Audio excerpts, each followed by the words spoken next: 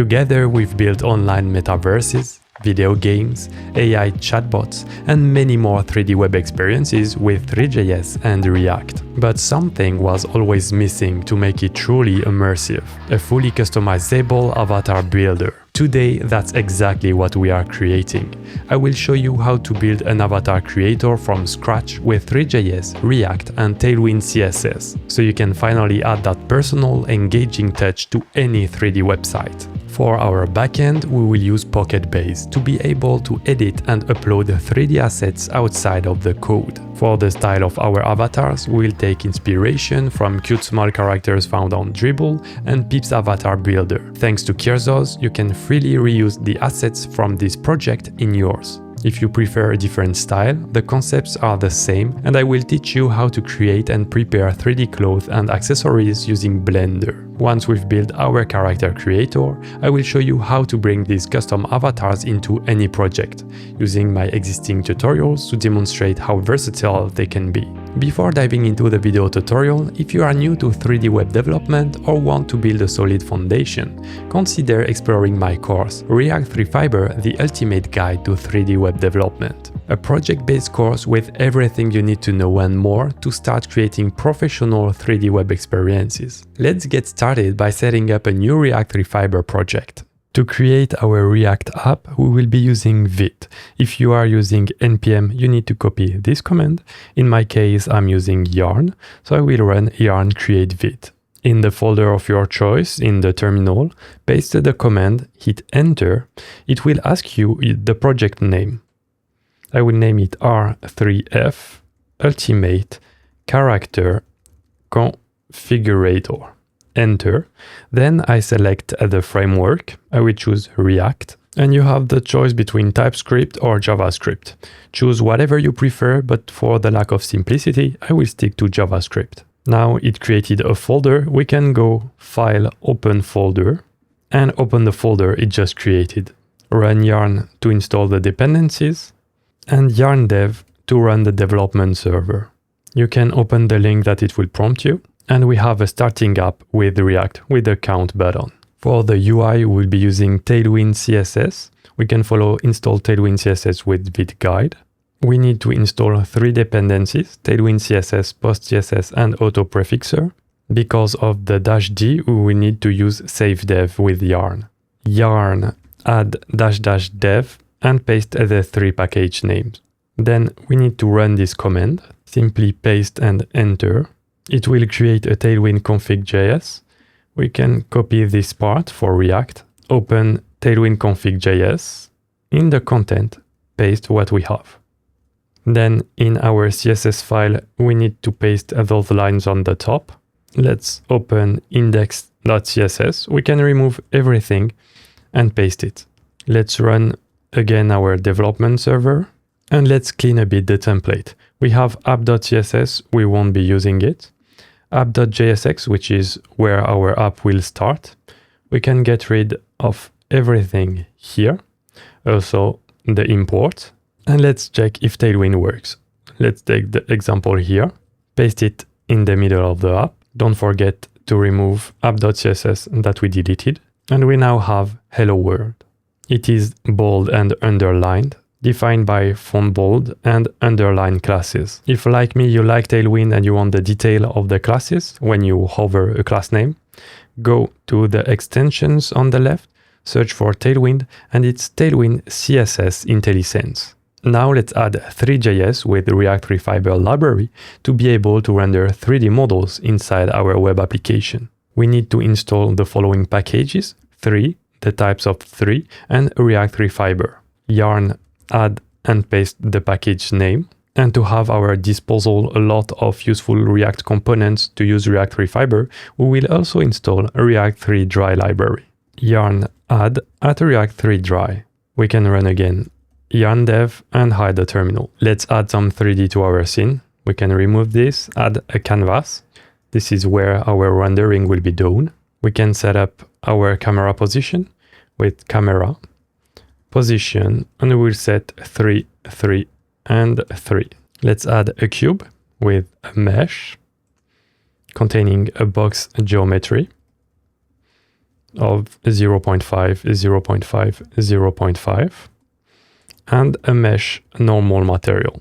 If you have ESLint errors like this, a known property from the rule ESLint, a quick fix to get rid of it is either to remove ESLint or to add this rule React no unknown property to ignore when it's on the args. Save it, and you don't have the error anymore. Let's also add orbit control component from React Threejs to be able to rotate the camera. And if we look, we have our cube and we can rotate the camera, but the canvas is way too small. Let's adjust this by going to our CSS, adding a root, set the width and the height to be the full screen, which is our main container, and also to remove the default margin on the body. To be sure it's taking the whole screen, we can also add a background color on our canvas.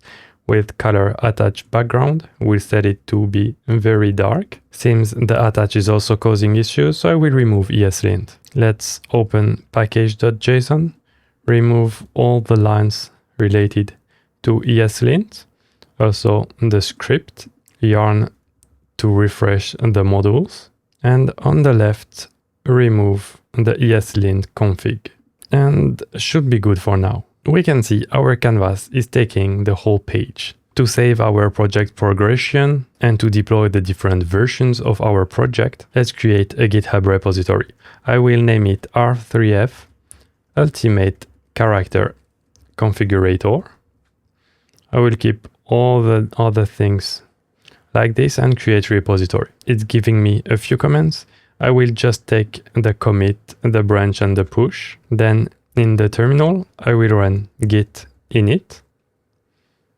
I will git add all the files. By default with Vite, you have a git ignore, so it's not taking the node modules. And I can paste all the other commands. If we reload this page, we should have our code, perfect. Then to deploy your project, you can use the platform of your choice. But I recommend you to use Elestio, which is my go-to solution for deploying my own projects. And I'm not saying this because they are the sponsor of this video. I'm using it for years and my React Refiber course is hosted with it. If you choose to use Elestio, click on login. Then I already have a service running, but I will show you in the default project here. Head to CICD. You can connect your GitHub account. Mine is already connected.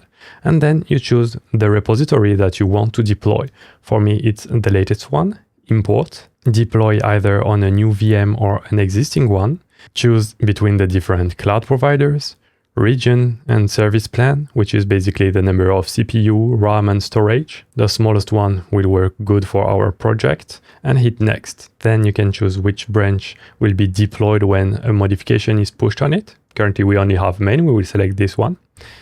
We have a static website, but if you are using Next, you would select full stack. If you are in server-side rendering, if not, SSG would be static too. Then you can change the build and output setting. Our install command is yarn install to build yarn build. And the output, if we run yarn build, you can see here or on the left that the build is done into the dist folder. So the output there is /dist. Then we are not using environment variables. We can create our CI/CD pipeline. Once the deployment is done, you will receive an email and you can access your deployment here. And our project is now online. We can use it. Any change we will do on the main branch will automatically trigger a new build. As we don't want to change the code every time we will want to add assets and to let non-developers being able to have control, we need a user interface to add new items into our database. Instead of setting up a database, a backend, writing SQL queries and handling file uploads, we will leverage PocketBase, a free open source backend as a service solution. You can have a preview of what it is and how we are able, through code, to contact our instance. When working locally, you can download the installer from the documentation. And for production purpose and for my use case to be able to have it online so you can try it, I will continue to use Elestio, the kind sponsor of this video series. On your Elestio dashboard, open your service, which will contain all your CI/CD pipelines. And on the top right, you will see Deploy a new pipeline button. We chose GitHub before for hosting our project. This time we will use Docker Compose to use ready-to-use software. Let's type PocketBase, click on it, and select. Because we already have a VM, we can choose deploy on an existing VM. If you have multiple, be sure it's the right one. And on the right, you can see it doesn't affect the price because it doesn't create a new server. It's on the same. Then hit next. You can fine tune the Docker Compose configuration, add environment variables, but we don't need to touch at it. We can just hit create CICD pipeline. It will take a few seconds to build and deploy your PocketBase instance. And once it's done, you will need to click on show for PocketBase admin. Then you will have the URL to access the administration panel. First, click here to copy the password to your clipboard and open the URL. Type your email address and paste the password from your clipboard, then log in. You arrive on your PocketBase instance. What you can see, here we are in collections and you have the list of collections on the left. You have one by default, which is users. It is here if you use authentication services from PocketBase. We will skip this part in this video, but if you want to add authentication, login, you can definitely use it. For the moment, we will create two collections. One will be the groups, which will be what parts we can modify. For example, the head, the hair, the top, bottom, etc. And the second collection will be the assets we put into those categories. Let's go. We hit new collection.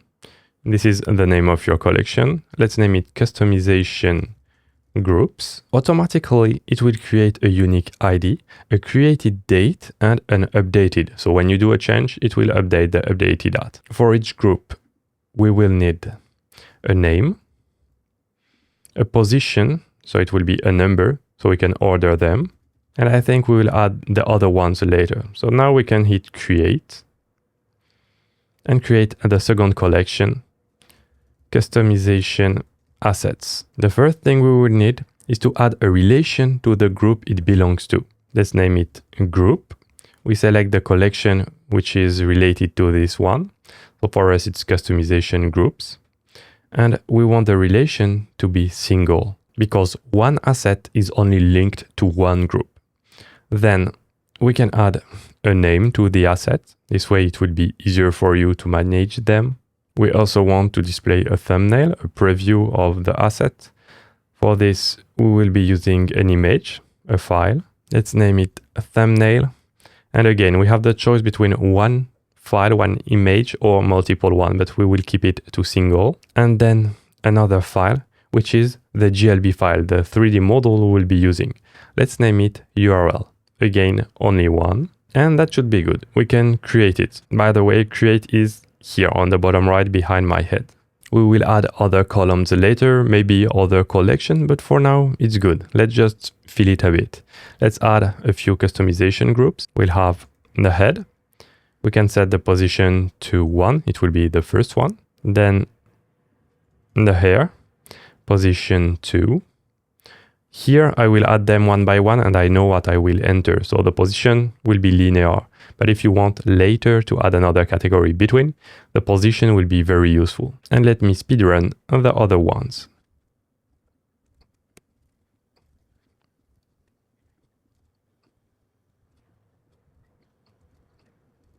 Okay, so we have a nice list of customization groups from the head to glasses to shoe accessories. Currently, they are all at the same level.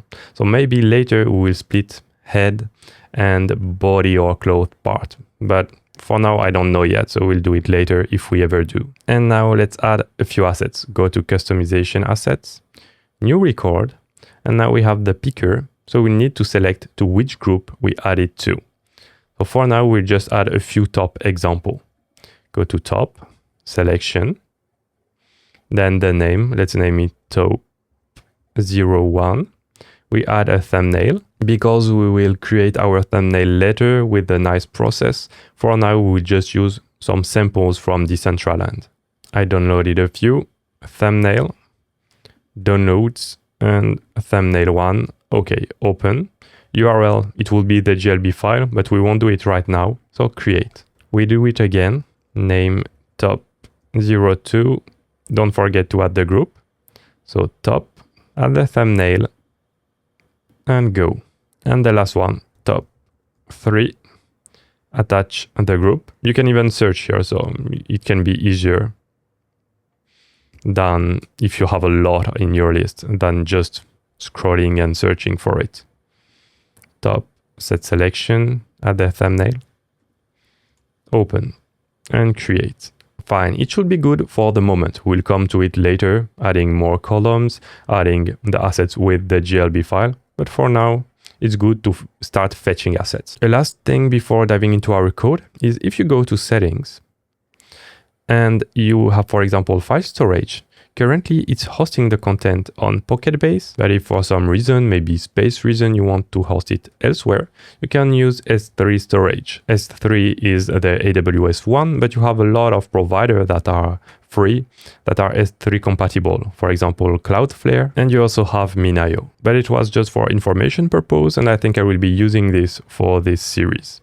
Then, if you want to give access to other people, if you don't want to work alone on this project, or if you have a 3D designer that will help you do the assets, you can invite them into the admin section. New admin, you invite them with the email, create them a password, and then they will be able to do like what you did. Before fetching our assets from PocketBase, we need to have a global store, a global state management to have access to the categories and the data from our backend. We will be using Zustand, so let's install the library. In the terminal, run yarn add Zustand. Once it's done, yarn dev and hide the terminal. Then let's create our store. In source, we can create a file we name store.js. You have the example on how to create a store in the documentation. Let's copy it and paste it. So currently it's named use bare store. We will name it use configurator store. So everywhere in our project we'll be able to use that hook. Then we have a simple example showing us how to have data and methods to impact our data. For now, we'll want to have categories, which are the customization groups, and the current category we are on. By default, let's set it to null. And we also want the assets that are currently loaded from one category. So assets is an array. We can get rid of the toExample method and create a first method named fetch categories. It will be an async method because we need to call our backend. Let's see on PocketBase how we fetch data from it. Let's start by the groups. On the top right, you have API preview. And here you have examples on how to use the API. Either list search, this is what we will need to get all the data. But you also have view, create, update, delete to have a real backend at your disposal. Go to list search. And it starts by import PocketBase and using the URL for PocketBase. Copy it and paste it on the top of your file. But we didn't install PocketBase. So first, let's open the terminal, yarn add, and add it. Fine, yarn dev again. And currently, it is using my URL hard-coded here. But instead, we'll be using an environment variable. This way, I won't be using the same locally that I'm using when I deploy my project. We are using Vite with the React. To create environment variable, we simply need to create a .env.local file and also to prefix our keys with Vite underscore. Let's do it. We copy the URL, of course take yours, and maybe if you are using the local one, it won't be a URL address but localhost. Then create new file. .env.local, enter, put it on the root of the folder. So here it is, create file, accept the use of a dot. So if you look, it's here after the source folder, Vite underscore PocketBase underscore URL is equal to, and paste your URL. Hit save, and we can now create our PocketBase URL. It will be equal to Vite PocketBase URL. And if we don't have one, we will throw an error in the console. So you will be able to easily know what is the problem. And then new PocketBase with the URL variable loaded from the environment. Don't forget, if you decided to use Elestio to host your project, go to the deployment of the React app, then build and deploy. Don't change anything except inside environment variables. Here you can add your PocketBase URL. I can simply copy what I have here and paste it here. Then apply changes and continue. Now our PocketBase setting should be good.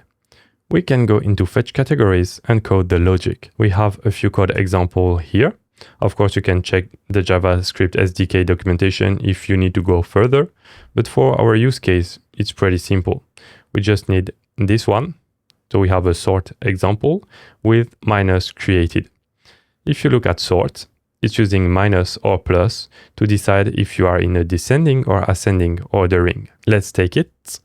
Let's name it const categories is equal to this, but instead of sorting it by created, we'll be using plus because we want an ascending order, and position. Then we do the same for the assets. We want all the assets, customization, assets, and sort by minus created. Of course, you could also add a position column on the assets. Now to update our store easily, we have access to a set method. We call it and we add the updated variables. So categories, this is the one we have here. Then current category, we set it to categories of 0. So the first categories will be the current one we are on by default. And then all the assets. Let's also prepare another method, set current category, to be able to switch between the different categories. So it will take a category as a parameter, and it will simply update it. And to have access to our store outside this file, we need to export use configurator store. So now, to be able to use it and to see that it is working or not, we will create a new component. To organize a bit our code, let's add a new folder, name it components, and let's create UI.jsx. This is where we'll put our user interface. Let's do it. Export const UI is equal to, and we will return our UI. We will have a main container containing everything that is fixed on top of the screen. Then we'll add a full screen container that will be using Flex to be able to space things. So we'll have one big container on top and one on the bottom containing our assets and our group. On the top, we'll be using Justify Between to have my logo, but you can use your logo, of course, on the top left, and a download button component on the top right. So when we have it ready, we'll be able to download the GLB file. Then we have another container that will be pushed between because of the Justify Between, and it will contain the assets box. Let's start with the download button. It will simply be a button, so do the UI that you like with a download. Later, we'll add the logic to trigger the download. Now we can create our asset box. Inside, the first thing we need to do is to use our new store, use configurator store. And inside, we have access to many things: categories, the current category, fetch categories, and set current category. Then, in a use effect, because the first time we load it, we want to fetch the categories from our backend. So we do it. Then we can render our UI. It's a rounded box on the bottom, but maybe we will change the UI later. For now, we focus on the functional. Then in a Flex container, we'll put all the categories name. So we loop through all our categories, and for each of them, we add a button. So we add the key is category ID. We know it's unique, so it's perfect. Then on click, we will set current category with the category we are currently on. So it's the full object, not only the name. And then for the styling of our button, we add if it's our current category, we can change the color of it. If it's not, we have a gray color. And then for the content of the button, we add the category name. Don't forget to do all the required imports. Use configuration store, use effect, and it should be fine. Just before checking if it works or not, a quick explanation about how I am using currently use configurator store. By using it like this and getting any variables I want, it will re-render the component every time anything change in use configurator store. In general, you don't want to do this, but in this case, because we are fetching almost everything from our state, it's good. But later on the project on isolated components, you will do the same that this example from the documentation. You will do use bare store, and from the state you will get only the variables you expect an update from. And only if bears is updated, it will re-render that component. So keep that in mind. Now to be able to check if it works, on our app, next to the Canva, we'll add the UI component. We reload and we have a few errors. First, my logo is not here. I will add it. New folder, images, and I drag and drop my logo here. But of course, it's not the biggest problem. We have an error because we are not allowed to fetch the data from the backend. And actually, this is good that we are not allowed because we didn't allow people to fetch data from our backend. But in our case, the data is not critical and we want anyone to have access to those data without the need to log in or anything. To be able to change it, click here on the cog, edit collection, and you have API rules. And you can see that currently admins only are able to do things on our database. The only one we will need to unlock is the list search rule. We click here and leave empty to grant everyone access. So we just do it, save. It closed everything, but let's open again. And you can see that the others are admin only and I have a button to unlock it.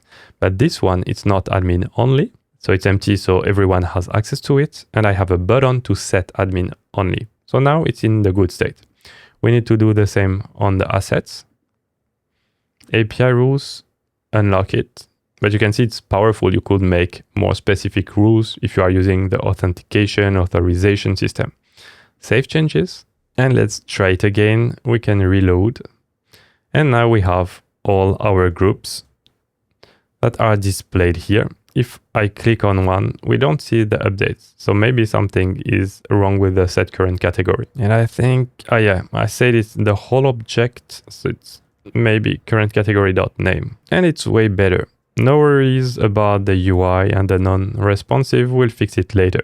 You can also see that we have an error in the console, which is that the request was auto-cancelled. This is because we are in development mode and in strict mode.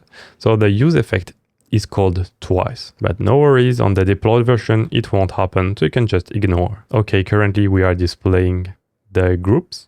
Now we want to display the assets in the group. To display all the assets from one category, we display them in the assets box below here.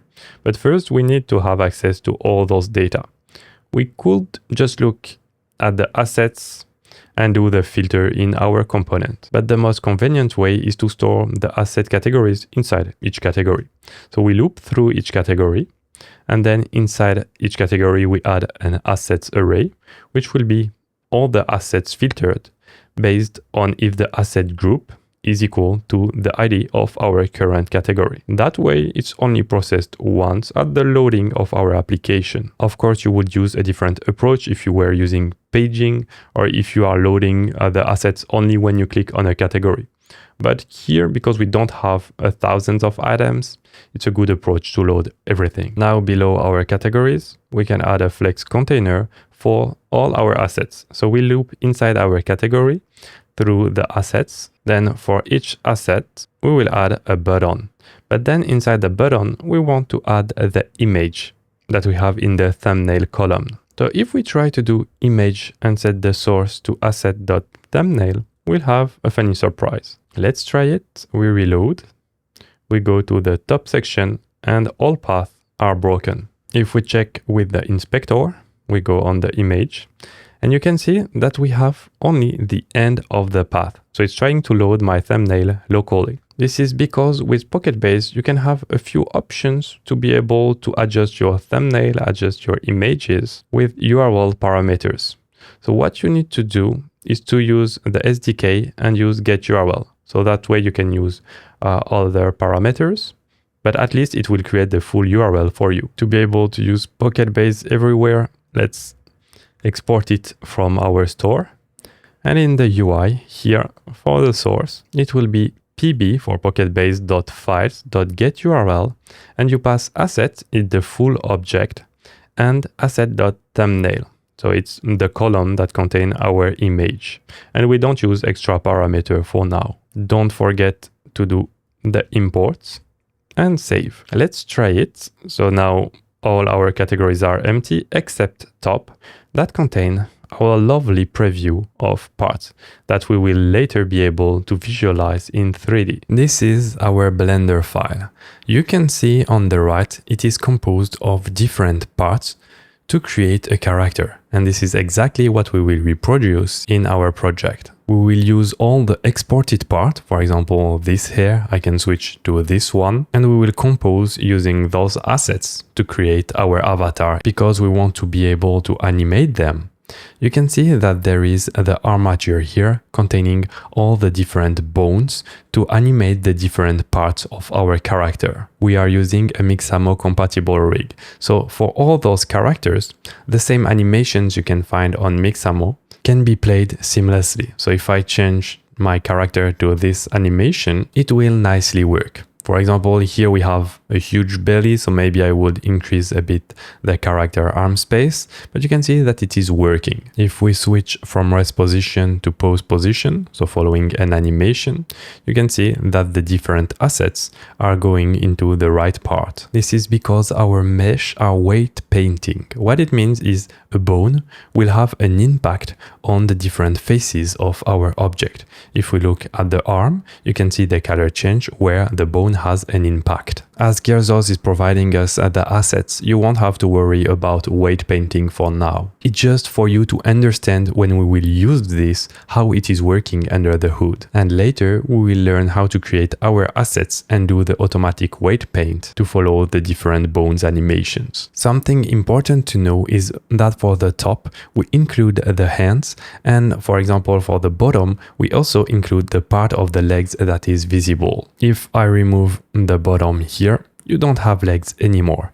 I would need to enable the base body so you can see it. You might wonder why we do this. So if I hide base body and I will put back the bottom too, if we look in wireframe mode, you can see that we only have faces that are visible. We don't have the body under our bottom. This will prevent for some animation to have the skin that overflows our clothes. It might happen even if you do perfect weight painting because the faces of the bottom and the base body are not exactly the same, so they could collide. But overall, it's a great optimization because it reduces the number of faces, especially invisible ones. I will provide you the zip folder, including each part exported separately in a GLB file. Those parts we will need to go to customization assets and to upload them.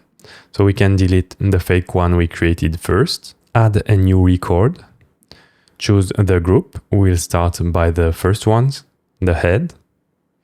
The name, you can name it head01.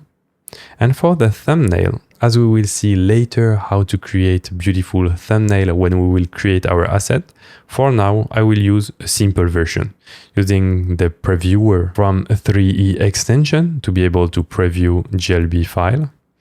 I will just zoom in, position myself correctly, and take a screenshot and not do it for each asset for the moment. Let's choose head, open, and URL, it's our file. So as we are on head 1, we need to find it, head 1, and open. Then create. Before I speedrun the process, let me show you a way to go faster. So you could do new record and search for the group every time. So what you can do instead is click on the existing one, on the top right, duplicate, and start from there. All right, I will speedrun it.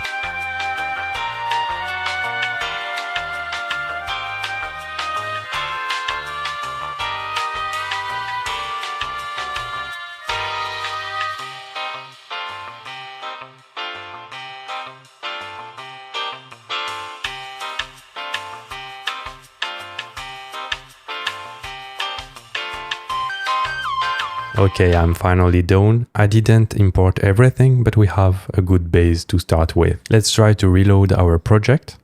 And now we should see the different assets. So we have 4 different heads, even if it's the same thumbnail, it's different models. Then we have the hair, but you can see we have an issue when it's loading. It's displaying the previous one and then the new picture. I think it's because the key we are using is the index, and it's the same when we change category. Instead, we can use the thumbnail so we are sure it's a new component and we don't need the index anymore. Okay, so now if we change category, it's working fine. It's loading new thumbnails. It's not good looking yet, but we will focus on that later. For now, what we want is in the middle to display a 3D avatar. If we are using the online version of GLTF-JSX with the exported armature, which contains only the armature, here it is. You can see it's containing a group with a base rotation and scale on the armature and a skin mesh. What I did to be sure that it exports the armature and the skin mesh was to create a very little plane that is invisible on the right. We won't use it, but at least it allowed me to export a GLB file including the armature. This will be our base to add our different assets on that. Let's copy it and let's create a new component. Inside components, we will name it avatar.jsx. Inside, we create our component and we paste what we just got from GLTF-JSX. First of all, we don't have the armature here, so let's put it, we won't put it remotely, we will put it on our project models and put the armature here. You can see nothing is visible inside. So the path is models/armature. Then we won't be using animations for now. We can get rid of it. And the materials, they will come from the different assets. So we don't need it either. We only need the nodes, including the main armature with its bones. We can simply get rid of the skinned mesh. We will create ours with our assets, but this invisible plane is meaningless. But we definitely need this one that contains all the bones. If we look at it, console.log nodes, let's prepare a component that will host all our 3D components. Let's name it experience.jsx, experience. And inside, for now, we will return our avatar component. And inside the app, instead of all of this, we will return the experience. And we can move in experience the orbit control and get rid of the mesh. If we open it, we have a lot of errors. This is because in avatar, I forgot to do all the different imports. Let's do it. We have another one about the props because our avatar need to take some props so we can positionate the group. Fine, we don't have errors anymore related to this. And in the nodes, you can see we have all the different bones. Now, what we want to do is when we click on an asset, it will select it and display it in our scene. To do this, we need to prepare the different methods in our store. First, we will create a new object, which will be named customization. It will be an object and the different keys will be the category name. For example, hair, it will contain an object with different things, same for the top, etc. But we won't feed it manually. Instead, when we loop for each categories, we will set customization of category.name will be equal to an empty object. But we don't have access to this one, so we'll assign it with a new one because we do it only once. So it will be an empty object. We assign it and then we set it into our store. Now, to be able to update the customization, we create a method, change asset, taking the category we want to update and the new asset. So what we do is we set the state and we update our customization object with the previous value it has. And for the designated category, we copy the previous values and we set the asset. Now, let's implement it in our UI. So use configurator store. Here we have it. We can get our change asset method. And on the button, that is responsible for the assets. So this one, we will add an onClick method. OnClick, we call change asset with current category .name and the asset we are on. We can also add some extra styling. So if we are on the current asset, what we do is we add a border. And if we are not, we don't. And we also set the opacity to 80%. To be able to do this check, let's not forget to add customization from the values we get from our store. Let's try it. If we can see the border, it seems not. We are comparing the IDs, but it's .asset.id. Okay, so now we have nothing. And when we click on an asset, it becomes the current one. Let's try it with the hair. Perfect. And if we come back, you can see the right one is selected. It took time, but now we are ready to render our avatar using the values we will get from the customization. Let's do it. Inside components, we will create one that is named asset. It will be the asset that we load from the GLB file from our PocketBase instance. Export const asset is equal to, the parameter we will need is the URL of the file, but also the skeleton to attach it to our skinned mesh. Then once we have it, we'll get const sin is equal use GLTF from the URL. Now let's see what we need inside our React component. If we drag and drop one of our component into GLTF-JSX, we have the nice preview of the shoes. And you can see it's composed of two meshes, but it's not skin meshes because individually the 3D asset doesn't know that its parent will be an armature with bones. But inside we still have the data of our weight painting to follow the different bones. But for it to happen and to follow our skeleton, we need to be sure to use skinned meshes and not only mesh. To know how to create one declaratively using Three.js, you can check the documentation of skinned meshes. But the important thing to know is that you need a geometry, some materials to create a skin mesh, like when you create a mesh, but then you will need a skeleton to attach it to your skinned mesh, which is done here, mesh.bind skeleton. As we are using React 3 Fiber, it's easier, we don't have the binding manually. We will need to declare a skin mesh to attach it the skeleton that we will pass as a parameter, and then we need the geometry and the material. The thing is, we can't use GLTF-JSX and just copy paste the values because each models are different. And you can see on this example, we have two different meshes using different materials. So to get access to those meshes, what we will do is iterate through the scene that we get from useGLTF. We only want to do it once, so we are using a use memo and we will name it attached items. We do it only once when the scene changes and we will return an array of items. So we iterate through our scene with traverse, and for each child of our scene, we'll check if it is a mesh. So remember, we'll have the first one and then the second one. When we have this, we will push into our array of items the geometry of that mesh and its material.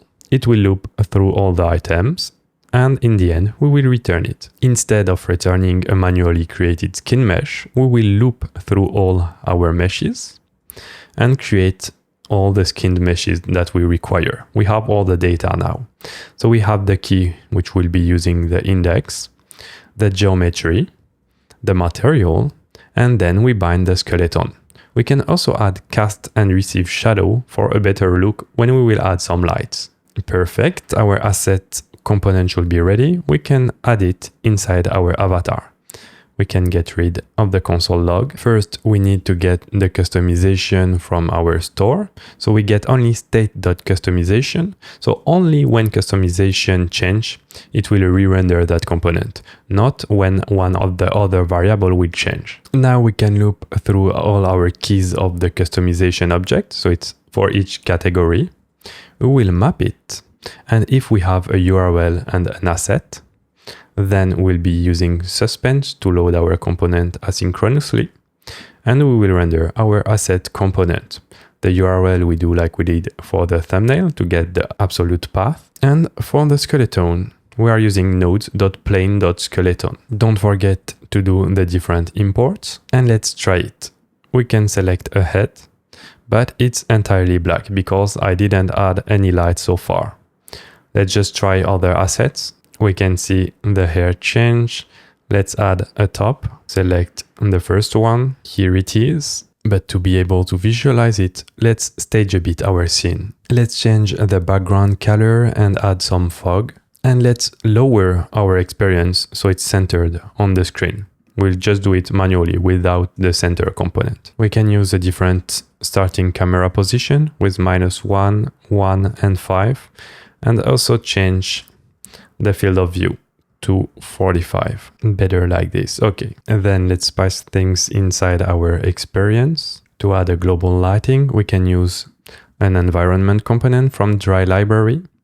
You can adjust the intensity. I chose a low one because we want our direct lights to have the more impact. For the lighting setup, I will be doing something like a YouTube setup with a 3-point light, which means you will have one main light in front of you, which will be the key light, and it will be the one responsible to cast shadows. To have the perfect resolution for the shadows, I'm using a map size of 2048.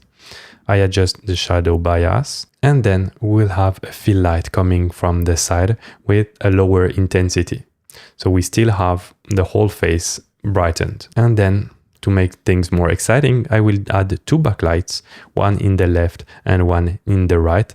One will be red and the other one will be blue. Now we can see our avatar. We have nice lighting. Maybe we should add eyes because it's a bit scary. But we don't have shadows because we need to add a floor. And we can go behind our avatar, which looks very bad because of our strong lights coming from behind. To look like a photo studio, we'll be using the backdrop component. So we'll have a floor and something like a plane, curved plane going back through our back. Let's add it right here. Looking way better. We still don't have shadows because we need to enable them. But just before, let's lock the camera. We never want to see this. On our orbit controls, which is responsible of animating our camera when we move it, we can limit the vertical angle and horizontal angle. Now it is restricted only to almost good positions. And then on our Canva, we need to add shadows. But to be able to see it, we need to reload. And the bad part about reloading is we need to set up our avatar again. But look, it's starting to look very nice.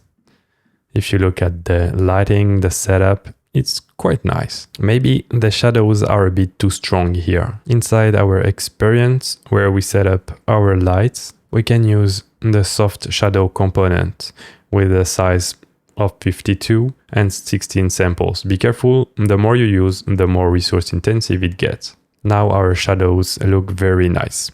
Let's add some eyes, but it's a bit a pain because every time we reload, we don't want to set up a character from scratch. We want to start from something. What we can do is inside our fetch categories, when we assign the assets, here we could take always the first asset. But if we do this, it's not very configurable. And we have a database where we can configure things, so let's leverage it. Inside our customization groups, we will edit it to add a new field. We want it to be a relation. It will be a starting asset. It will be a customization asset, and it will be a link to one of the assets. So we want the relation to be single. We can save. We don't need to put one for each category, but for the most important. So for the head, we can take the first head. You save the changes and you do the same for the one that would require a starting asset. And you have the choice. You are not obligated to choose the first one. Let's take this one. Then we don't have faces yet. And the eyes, I will choose those ones. And then eyebrows, maybe you don't want eyebrows, so it's up to you. Set selection, a nose. So the facial parts, there are a lot. Then the body is faster. Glasses, no. So had glasses, you wouldn't put a default value. It's accessories you put later. The top, let's take the second one. the bottom. Let's take the first one and let's get some shoes. Save changes, perfect. And now inside our store, when we loop through all categories, what we do is if we have a starting asset, then on our current customization object, for the asset, it will be equal to one assets from our category if we find it. So we compare that the asset ID is equal to the starting asset. Let's reload and we can see it's working well. Every part is loaded, but one of our assets has a problem for now. So is it the head? Doesn't seem to be. So it might be one of the hair. Yeah, it is. Oh, lovely haircut. So for now, we will keep it, but we will just don't make it the first asset. Maybe this one or this one. We simply go back to PocketBase and change the starting asset for the hair. Let's take the, was it the 3? Let's reload. And yes, perfect. Now, so far, our avatar is in T-pose. So we are using skin mesh, but we didn't test that an animation will work and won't break everything. So let's load one and try it. I have prepared you an animation. So for the moment, we'll be using this one. Later, we will be using different animations. But for now, it's just an idle animation in FBX, which is not ideal. We should compress it to GLB, but it's for demonstration purpose only right now. So in avatar, we will get the animation from our FBX file. Don't forget the import. Then to get our actions, we need to use animations hook using our animations array, which we get from the FBX file, and the group, the container, which is declared here. And then in a use effect, when the actions change, we will do actions of, and by default the name is mixamo.com, not ideal, but we will change animations later. .play. Now if you look, our avatar is now playing the idle animation and is not in T-pose anymore. And last thing before diving into the customization of the different assets will be to make this download button on the top right to work. And thanks to Three.js, it's very easy to do. What we will want is when we press the download button, which is located in the UI somewhere, download here, it will call a download function that is accessible in the avatar, because it is here that we have access to all the 3D data that we need to generate our GLB file. So to do this easily, to do this connection, we will do it in the store. We will create a download function. By default, it will be a function that does nothing. And we will create a method, setDownload, to assign a new download method. So it will take a new function and it will assign it to replace this void function. In our avatar now, we can get access to the setDownload function. So it is meant to assign the download function. And then in a use effect, we will create that download function. So only when the component is mounted. Let's create our download function. And inside, what we will need to do is to use the GLTF-exporter. It's a component from Three.js to export your scene into a GLB, a GLTF file. Refer to the documentation. No one will ask you to know it by heart.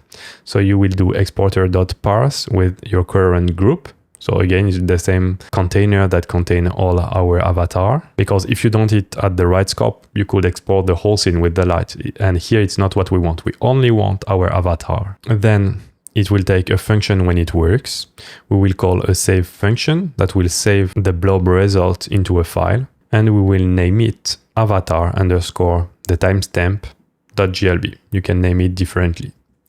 And if there is an error, we will just log into the console something happened. And very important, set binary to true. Don't forget to do the import for GLTF-exporter. But by default, it's located in Three library. You might have issues by doing that. Instead, in your terminal, run yarn add 3 stdlib. So you will have a simpler import, yarn dev, and import it from stdlib. Then let's make our save function we call with the result. So we take the blob and the file name. For this, we will need a link. You can see it's the old school JavaScript way to download a file. It's from Stack Overflow. I even kept the comment. Then link.href, create object URL with the blob we got from the exporter. Then .download will be the file name, and we will click on the link. Now our download method is ready. We just need to set download to download. So the method will be available anywhere inside our project. Now inside our UI, we have our download button. Const download is equal to use configurator store of download. And on click, we can call download. Now let's try it. On the top right, download. You can see it's downloading the file. Let's try a second time with different assets. I will change my head. We have a different head shape here. Maybe another haircut, looking nice. Changing the nose, maybe the clothes. This one is a bit girly and conflicting with the bottom, so we'll check with another one for now. Okay, long sleeves and bottom, let's change it. And we have a lovely short. Perfect. Let's download this version. Now let's try them. Let's drag and drop just to preview it. I will do the same with the other one, but on the side here. And you can see we have the two versions. We can use textured to have a better lighting setup. But you can see we have ready to use avatars. What we will want to achieve is here on top of different categories that can change colors, to have some bubbles to allow us to switch between them. To have different type of colors and to not store them in our code, we will again use PocketBase, our database. Because, for example, the color of the skin, we don't want to have the same choice of colors than the one for the hair or for the clothes. We will create a new collection. We name it Customization Palettes, and it will contain the following fields: a name, which will be a plain text, and colors, that will be a JSON array for simplicity. Colors and create. Let's create the first one. We'll name it skin. And here we need to add a JSON array of the different possible colors. I asked ChatGPT to help me on that, and then I customized it myself, but I ended up with those colors. Of course, you can customize to what you like. Then another one for the hair or eyebrows. We'll name it hair, and a list of possible colors. Then create, and a last one for the different clothes and accessories. Let's name it clothes, and our list of colors. Then create. Then what we will want to do is on our groups to assign a palette. We will change the structure of the groups and add a new field. So this one, it will be a relation, like starting asset, but it will be color palette. The collection is the one that we just created. And the relation is of type single, because for one group, there is only one palette. Then save changes, and then you can assign on the different categories the palette that you want to use. So for example, the head, this is the one where we will want to be able to change the skin color. So the palette we choose is skin, set selection, and save changes behind my face. Then for the hair, it will be the hair one. For the face, we don't have yet. The eyes, we won't be able to change the eyes color. They are all black for now. And eyebrows, usually it will follow the hair color, but not every time. But still, we will have the choice between the color of the hair. Nose, we won't change the color here. Facial hair, you can also use the hair color. Glasses, hat, it will be the clothes color, but for now we don't have assets, so just let's make it on top. So clothes, bottom, the same one, and on the shoes. Perfect. Now save changes. Now let's get back to our code where we fetch the categories at the very beginning. And we can log the categories to see if we have the details of those palette of color. If we have a look at the content of our categories, for example, the first one is the head. So we should see the skin color. We can see color palette and we have the ID of the palette. But this time we won't do like we did with the assets and to load them and to assign them manually. Instead, we will use a feature to have the detail of a linked collection. In PocketBase, if you go to API preview, you have an example here with the expand, which is to get the relation content. Let's try it on our category. We add color palette expand. But if we retry, we don't have any new value. This is because, like what we did on the assets and the groups, we need to define the permissions on the palettes. Currently, if I go to edit collection and API rules, everything requires us to be logged in. So let's unlock at least the list and the view, then save changes. Now let's reload. Let's see what we have in categories. We have a new property, expand, which contain color palette, which contain the detail of the relation. Here we have the name, skin, and the colors array with all the colors that we would want to display in our UI. Before adding them to our UI, we need to do a few things. So when we go through each category, what we can do is on customization to set the color to the first one from our palette. Now, instead of assigning an empty object, we will assign a color that will be equal to the object we have in color palette, the first color, if we have one. If we don't, we put an empty string. And to be able to change the color in our UI component, what we will do is define an update color method that will take the color as a parameter and that will update it on the current category. So we'll get access to the previous state, and on our customization object, we will copy the previous value, and on our current category, we will copy the previous value, but for the color, we will take the one that is coming from a parameter. Our store should be good. We can go to the UI to prepare it. First of all, let's spend some time to enhance it at least a little. We won't have the final version, but it will be better. I will start by adding a font. So I go to Google Fonts. I search for Poppins. This is the one that I will use, but you have the choice between many fonts that you can use. And add it by choosing the different font weights. I have regular and bold.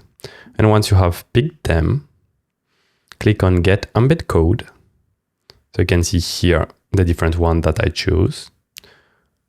I will pick the @import and copy that line. Then inside our CSS, on top of the file, before Tailwind import, I will import the font. So you can see the different font weight.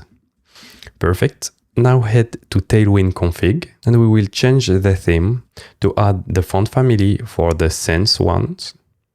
We will add Poppins, and if it doesn't load it, we will fall back to sans serif. The difference is subtle, but you can see that our font is updated. Currently, you can see that our list of categories and assets is not responsive, so let's fix it. On the main UI component, we can remove the default padding because we want to stick the bottom box to the bottom.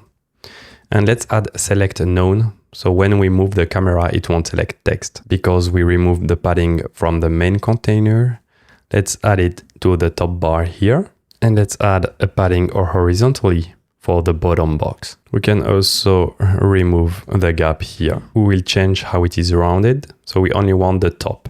So T, and then how rounded we want it to be.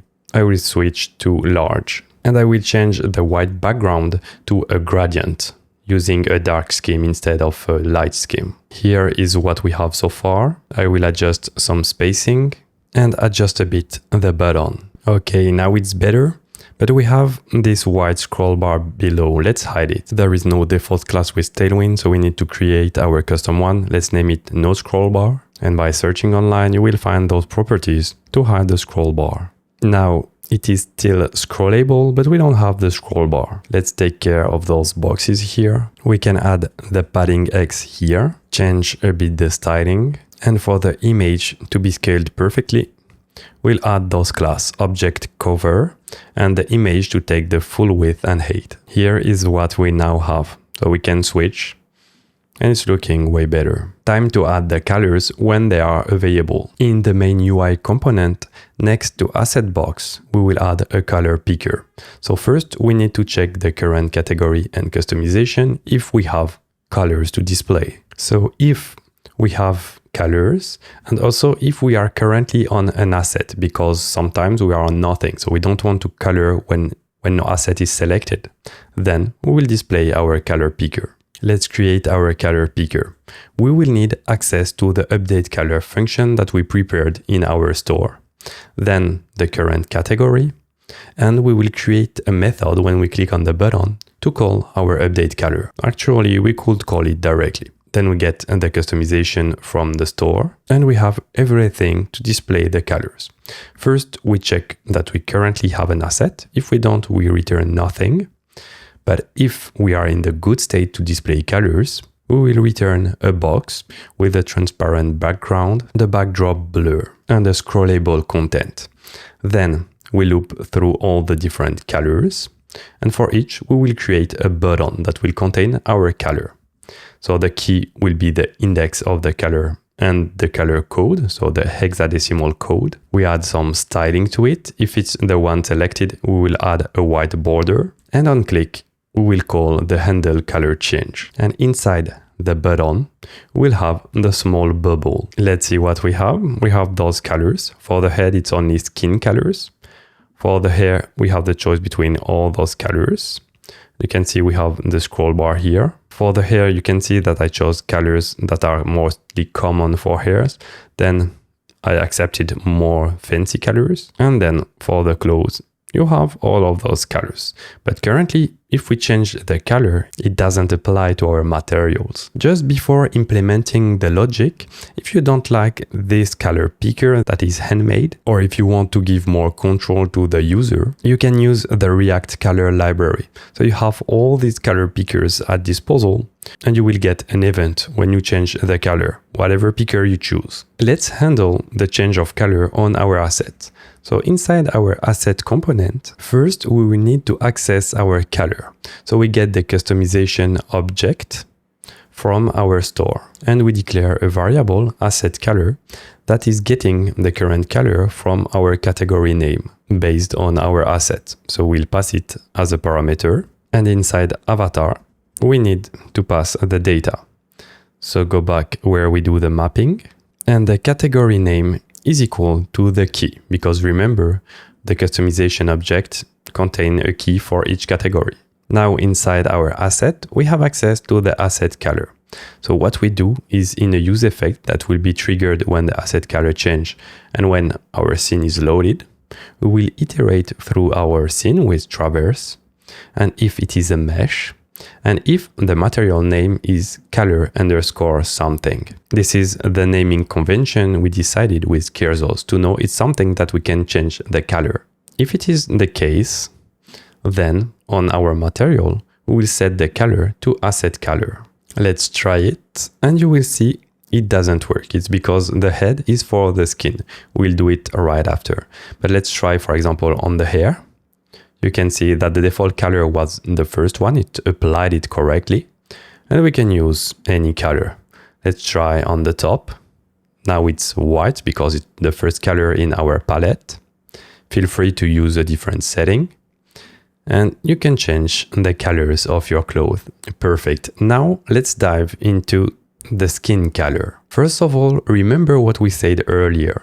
The skin is the same on the head, but it's also on a separate mesh, but we want to use the same material on the arm parts here and on the legs when you have a short. So a good optimization is to reuse the same material. To do this, we will create our material directly inside our store. Let's name it skin. It will be a new mesh standard material from 3. And because you create it manually, be sure that you use the right parameter that you want for the skin. Let's choose a color and the roughness. I will be using 1, so it's not a shiny skin. Now we need a separate method than update color. It will be update skin. It takes the new color, and because it's not a set, we need to get the current skin. So we use get.skin to access our skin here. And on the color of the material, we'll use set with the new color code. Now let's go to our update color. And if we see that the current category is the head, so this is hard-coded, but it's the simplest solution to do it. We could also do it in database. If this is the case, then we will also call update skin with the color. We need one last thing, is to assign that new material to our asset. Let's go to asset, and we get access to the skin. So we get it from our store. And now, inside attach items, currently we were using the material every time that we get from our file.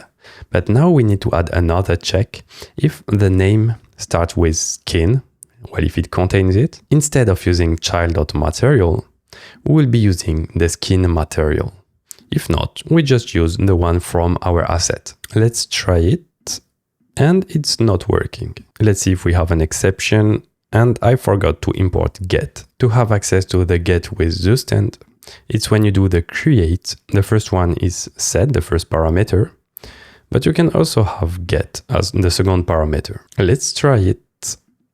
And you can see the color of our character change. Perfect. But you can see if I reload, it's not the same color. So the simplest way here is to take from your palette the first color and to use it as the starting color from this material, or you could apply it at the loading. Okay, now the starting color is the same. Perfect. Currently, by default, we defined the use of the third eyebrow, but sometimes there are assets that you want to be optional. To make it easily, let's go to our customization groups and let's add a boolean, so bool, and removable. By default, it will be false. We can save changes. And let's say for the eyebrows, it will be true. You can not have eyebrows. And we'll also remove the starting asset. Save changes. If we reload, we don't have eyebrows anymore. But if we select one, then we are stuck. We can't get rid of it. You have two options, either in the UI component, if it is currently the asset that you are using, so it's not here, this is in our asset box. If it is the current asset, you would set null. But instead, before our asset, I will add a button to remove it. So I will just copy paste the button. We will make it only if our item is removable. So if it is inside a category that is removable. So here, the condition to check if it is the current one. It is not if it's the right asset, but it's if we don't have an asset. And because we don't have an asset, we can't display an image. Instead, we will display a black box with an icon. For the icons, I recommend you HeroIcons. You can search for X and you will have the X mark. You can copy the JSX. This is what I did here. Hit save.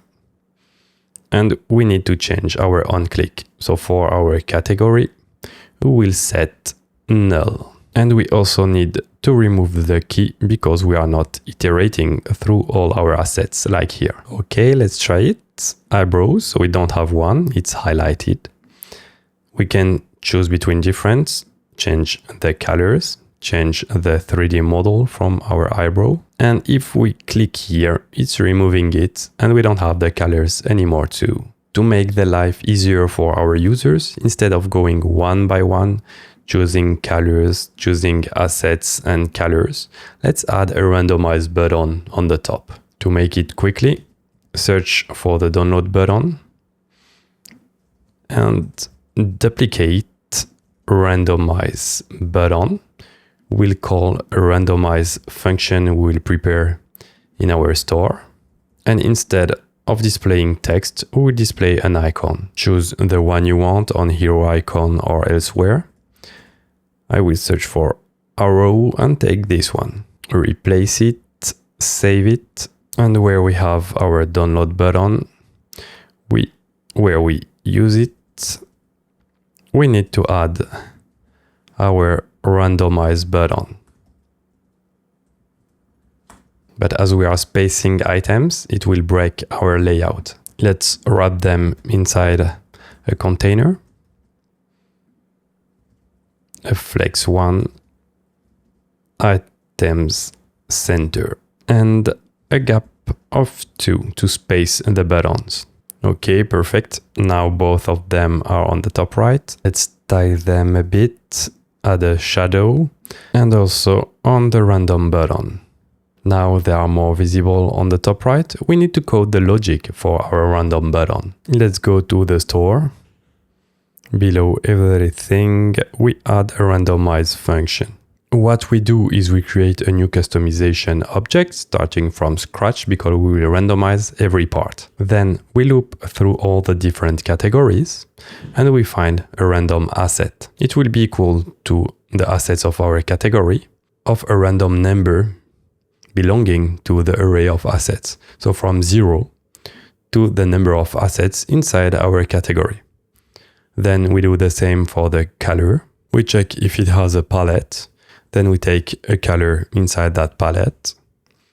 And then on our customization object, we'll assign the random asset and the random color. And if ever this is the head, then we will need to update the skin as well. After we loop through all categories, we just return our new customization where we set it. Okay, now let's try it. We randomize and we have different variations. Some are very interesting, but some might look good at the very beginning. But there is something we didn't take into account is the removable item. So currently we always will have eyebrows. We can add the check after a random asset. If our category is removable, then we will generate a random number between the number of assets. So the probability stay correct. And if it is equal to 0, we'll set the random asset to null, so we won't have it. And because we change our const, we now need a let variable. Let's try it. Here, we don't have eyebrows. We have an issue with one of the model, but it's not a big deal. We'll update it later. But now if we randomize, sometimes we don't have eyebrows. Currently, we are using the assets provided by Kirzozz. They are lovely, but what I want to teach you is how you could create your assets that are compatible with our armature and our character builder. You can find the Blender file in the zip on the repository. This is what you will find when you open it. The first thing is currently I think we have face orientation. You can disable it so you don't have the blue color. What we will try to do is a dress. So we don't need to see currently the clothes that we have. So we can hide them. We can also hide the shoes. On the right, you can see all the assets that we have. Most of them are hidden. It's what we just did. And on the right, you need to enable base body. I will move my head, take the base body here and click on the eyes. So now it is visible. Let's start by creating our dress mesh. I hope the video won't get censored because we have a naked body. Let's go to front mode, Shift A, add a mesh, and we will use a cylinder. Let's put it a bit on top. Let's try to scale it down so you can see we already have a nice dress. Yes, I didn't tell you, it won't be a beautiful asset, a beautiful dress. What I want to show you is how you rig it and how you make it compatible. I'm not the best at 3D designing models, but still we will try to do something decent.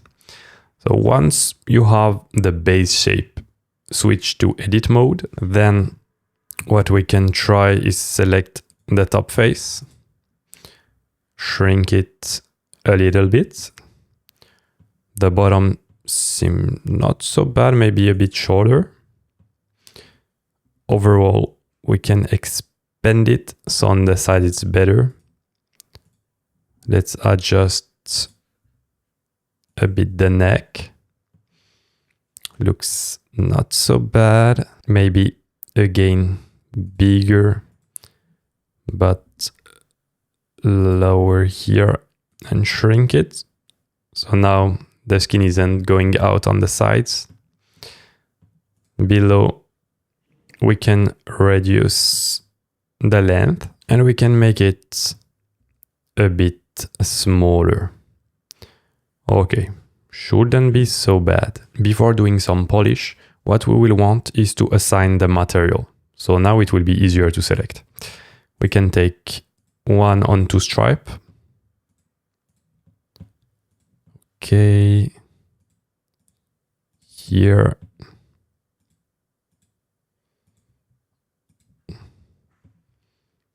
Okay, perfect. Now on the right, we'll switch to the materials. We will add a new material that we will name color underscore dress. It's very important that you keep the color underscore because this is how we know a color can be changed on our material in the code. Okay, so now assign it.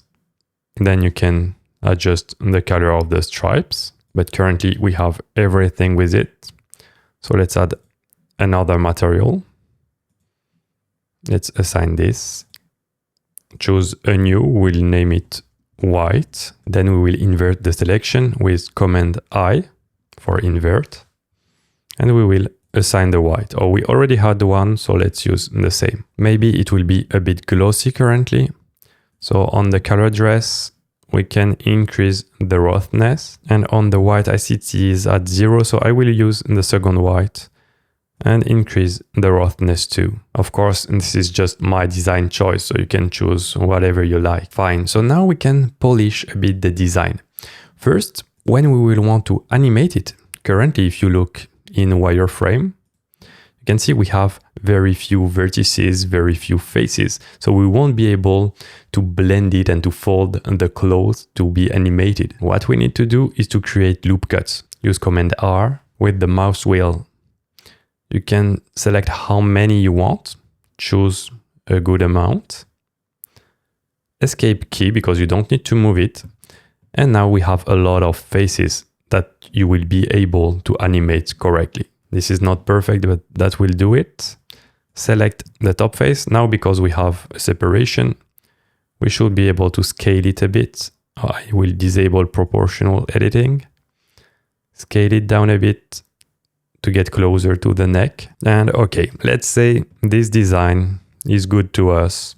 We want to use this, even if in the real world you would never want that dress. Now what we want to do before attaching it to the bone and to do the weight painting is to also include the skin, the arms and legs inside our model, inside our asset. First, we can get rid of the head and the different parts. And then let's select the base body, enter in edit mode and go in front. What we want is to select the parts that are outside. To be able to visualize it, we can click here to see the transparency. So you can see that we also have skin inside and we don't want to select it because it would conflict when our body will move. And it's invisible faces we don't want to have in our final model. That would take some space for nothing, instead just creating more conflict. Okay, so now let's go back to front view. You have the transparency enabled and hit the C command. With the mouse wheel, you can make it bigger. And now we'll just select the skin part we want to use. So you can click and it will select the part. Take a bit of the skin inside the dress because you don't want to have gaps. So for the moment, you can take a bit more. Then once you are okay with it, hit escape key. Zoom a little bit just to ensure you have everything you need, but maybe we have a bit more. So you can do the opposite. You still hit the C key, but you hold the shift key and now when you click, it will deselect. So what I don't need, I will deselect it. Here, maybe we can add a bit more, but not much more. Here I took more than I needed, so I will deselect this portion. That looked good on the left arm. Let's do the same for the right one. So hit C, select everything close to the dress, escape key, zoom in, and check if you have too much or not enough. And it looks pretty good. Okay, now we can do it on the top. So best is to go to front view, select the neck, a bit of the skin below. Doesn't have to be perfect, just to ensure you have between the dress and the skin. Rotate and do a check. It seems to be good. And last, the legs. Again, C, take all the faces here. Same on the right leg, well, it's the left leg. Escape key, rotate and do a simple check, and it looks fine. So currently we have the part of the skin we want to integrate in our final asset. Because we don't want to destroy our existing base body, this is something we will reuse for the other assets. We will duplicate the part that we selected. So with Shift D, and now if you move it, you can see what you selected. So it can be good to see if you have not enough or too much. Escape key, then spacebar, separate by selection. So now you can see you have base body 3. This is the one that you just created. If you hide base body 1, you can see you have your selection. By the way, I used spacebar and it showed me a search bar. If you don't have the same, go to File, Edit, Preferences, and in Key Map, my settings are spacebar action. It is search. It's very practical when you have some shortcuts, some keyboard biting you don't know. You know the name, you just type spacebar, you search it and you find it. Okay, so now we have two separate that constitute our asset. We can move it. We want to join them, so select both and then search bar, join. And you can see on the right, you will have a preview of the shortcut. So it's Command J, then enter, and you have your dress. It's one asset. If you open it in edit mode, it looks good. You can do a quick look around to see if you don't have holes, because it will look weird once animated. But honestly, my asset already look weird. Now what we want is to attach it to our skeleton, to our armature. So when we will have an animation, it will follow it. Because currently, if I select the armature, I go to the settings on the right and I go to pose position, you can see that the base body is following, but not the dress. The skin is currently following because this is a duplicate of something that was already weight painted. But the dress, it's not moving at all, so it looks weird. So let's get back to rest position and be sure you follow my order. So first the dress, then with command, select the armature, so you have both selected. Use Command P for make parent and choose set parent to with automatic weight. And if you have this bad result, maybe we did something wrong. So let's undo, and let's undo until the join of the two. And instead of joining having base body as the main, we will join it into the cylinder. So now we can do the join, select into the armature and Command P with automatic weights. And it looks way better. Now because we are on the armature on the right, we can try the pose position. And you can see that the dress is also following the animation. If we try to play it, I don't know why it's laggy, but you can see it's following. That's great. Let's get back to rest position. And then if we want to export our asset. So what we need is to select our dress. Let's rename it dress like we did before. Be sure that you have the dress selected and the armature selected. Then file, export into GLB, name your asset. I named it Wawa dress. Then include Be sure that you only have a limit to selected objects, or you would export all the different assets. And then you can also add some compression and export it. Let's check if in Visual Studio Code in the preview it looks good. It seems it's fine. Well, good is not the best term for this asset, but it looks like what we expect it to look. And to be sure it includes everything, you can drag and drop it into gltf.poem_address. So you also have the preview. And you can see that you have the skinned mesh. So we correctly have the armature. It will work like the other assets. Inside our assets, what we want is to be able to generate a nice thumbnail for here. Currently, it's looking bad. We don't have transparency and it's very minimal. For this, we will still use Blender, but we will start from scratch. Go File, New and General. Hit A to select everything, X to delete. Let's drag and drop one of the assets. I will start with a lovely crown. Click on Import GLTF, or you can do File Import on the top left, but drag and drop is useful. Import, and you will have this. This is not what you want. This is caused by the armature and the bones. So just undo, and we will import it again. But when you import on the bone direction, switch to Fortune, Import, and now you can see we have the armature, we don't need it, so we can hide it, and we have our crown. Let's try to positionate it in the middle. So go into front view, center it, and what we need to add to be able to do a render is a camera. So Shift A, add, and a camera. If you don't like the position of your camera, you can go where you want it to be, use spacebar, and align active camera to view. So now it will look where you were looking at. So it will positionate it perfectly well. We want our thumbnail to be squared. Currently it's rendering a rectangle. So we need to adjust the render settings. It's, I think, here.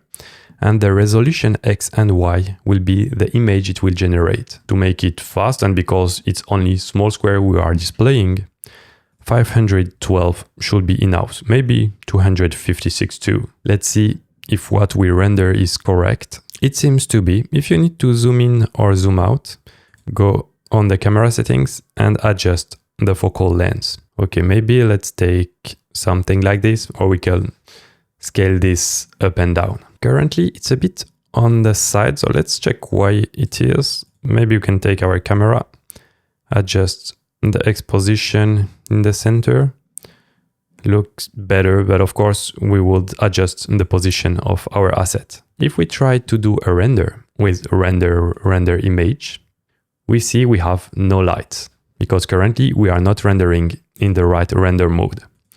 What we need is to do Z and C rendered, and rendered there are no lights. But before adding our lights, we want to change into ray tracing mode, so we will have really beautiful light effects.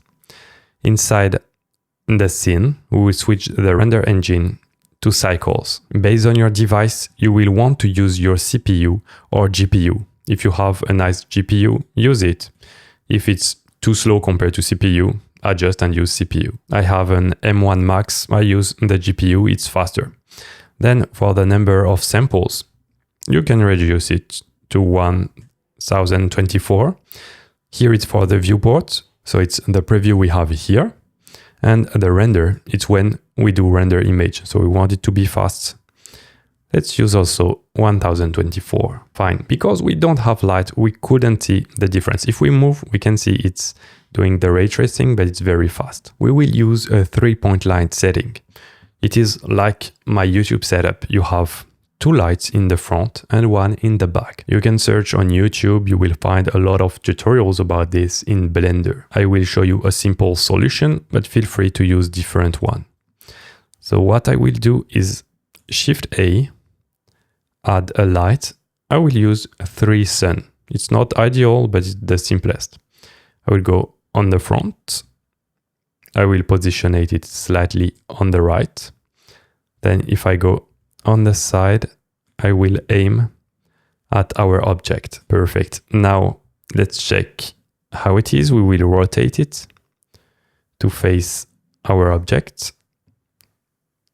So it should look like this. And this is our main light. So we name it key light. Then to make some contrasts, we'll have another light. We can go to top view, duplicate this one, rotate it, and it will be the fill light. And we will add another one to make some separation with the background and to have a nice effect. We put it slightly behind, looking at our object. And this is named rim light or backlight, if I'm not doing any mistake in the naming. Okay, so let's have a look at what we have now. We can go to our camera and we have this. You can see nice reflection. The rim light, this is on the left. You can see here the nice effect it's doing, but we need to add the power of our light. Let's start by the key light, the most important one. Go to the light settings and adjust the strength. I was using 20, but maybe it's too much here. So let's reduce a bit. Then for the fill light, it has to be way less than the key light for the contrast. And then for the rim light, we can go pretty powerful. Let's change the color to not be pure white, but slightly light blue. And the strength to something like 50. So it's adding a bit of color to the nice reflections. Okay, that doesn't look bad. We can select the crown and rotate it a bit, adjust its position to make it more exciting. Once you are good, this frame is where the thumbnail will be done. So you can scale a bit the crown to fill it completely. Just leave a bit of space on the edges, but not too small. Of course, fine-tune the strength of the light, the position to something you like. And now let's try to render our image. Render image. Because it's pretty small, it should be pretty fast. And here we are. You can see I didn't center it correctly. Let's adjust it a bit. Here. And render again. Perfect. Now let's save our image. Click on image in the small box it opened and save. Be sure that you are in PNG, RGBA, and thumbnail crown. And save as image. This is what we get. This is pretty nice, but we don't have a transparent background. So you can keep it if you like to keep a solid color behind. But if you want to change the color with your UI and your CSS, we can have a transparent background. So to enable transparency, you need to go to render settings on the right, then scroll down to film and click on transparent. You can see it will change it here. You will see the classic checkboard tile. Then render image, save it again. And we now have a transparent background. Let's try to generate other thumbnails with our process. We can remove the other asset. And we will import our dress. So import, be sure it's fortune. Import it, position it, hide the armature. Scale down the asset, and maybe here our lights are too strong, so we need to adjust it. Be sure that it's correctly centered. Reduce the key light in the light setting. Let's put it to 1.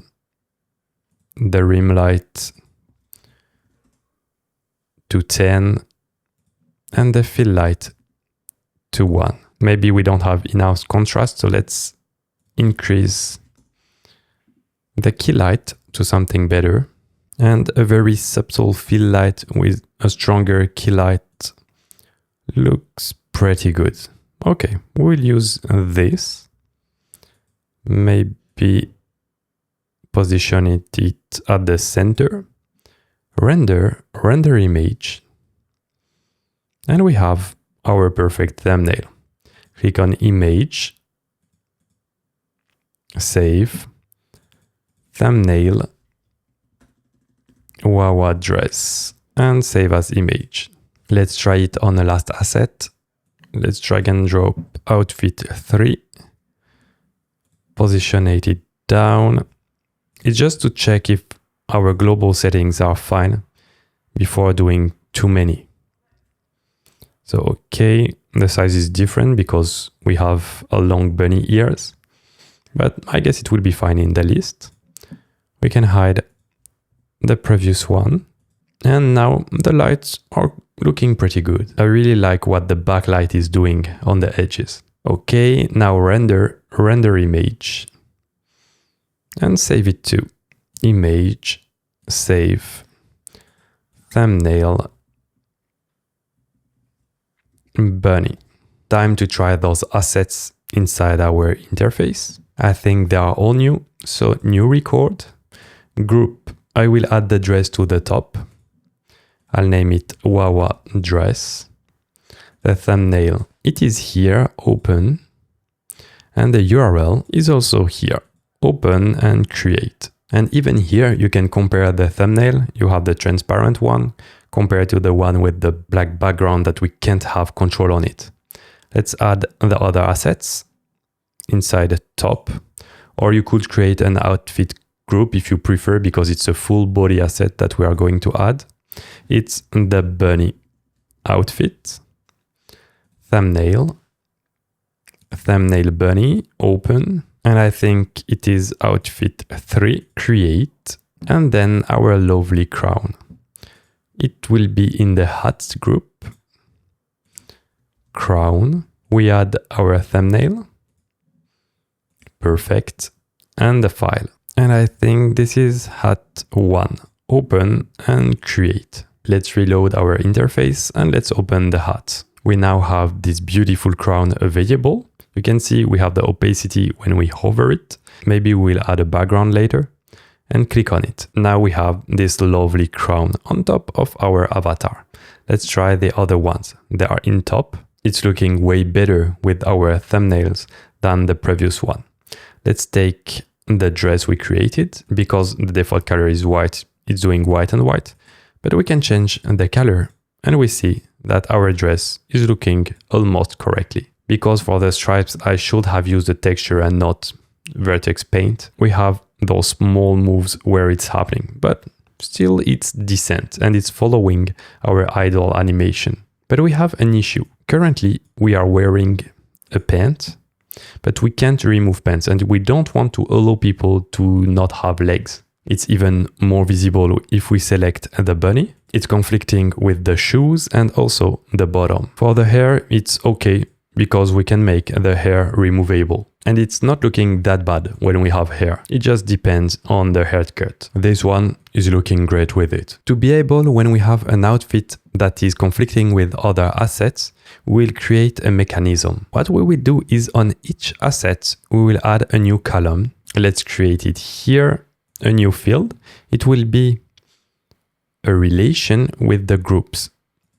So the collection, it will be with the groups, and it will be a multiple because we can lock many other groups. For example, the bottom and the shoes when we are the bunny. Let's name it locked groups. And now save changes. It's pretty easy how we configure it inside our database.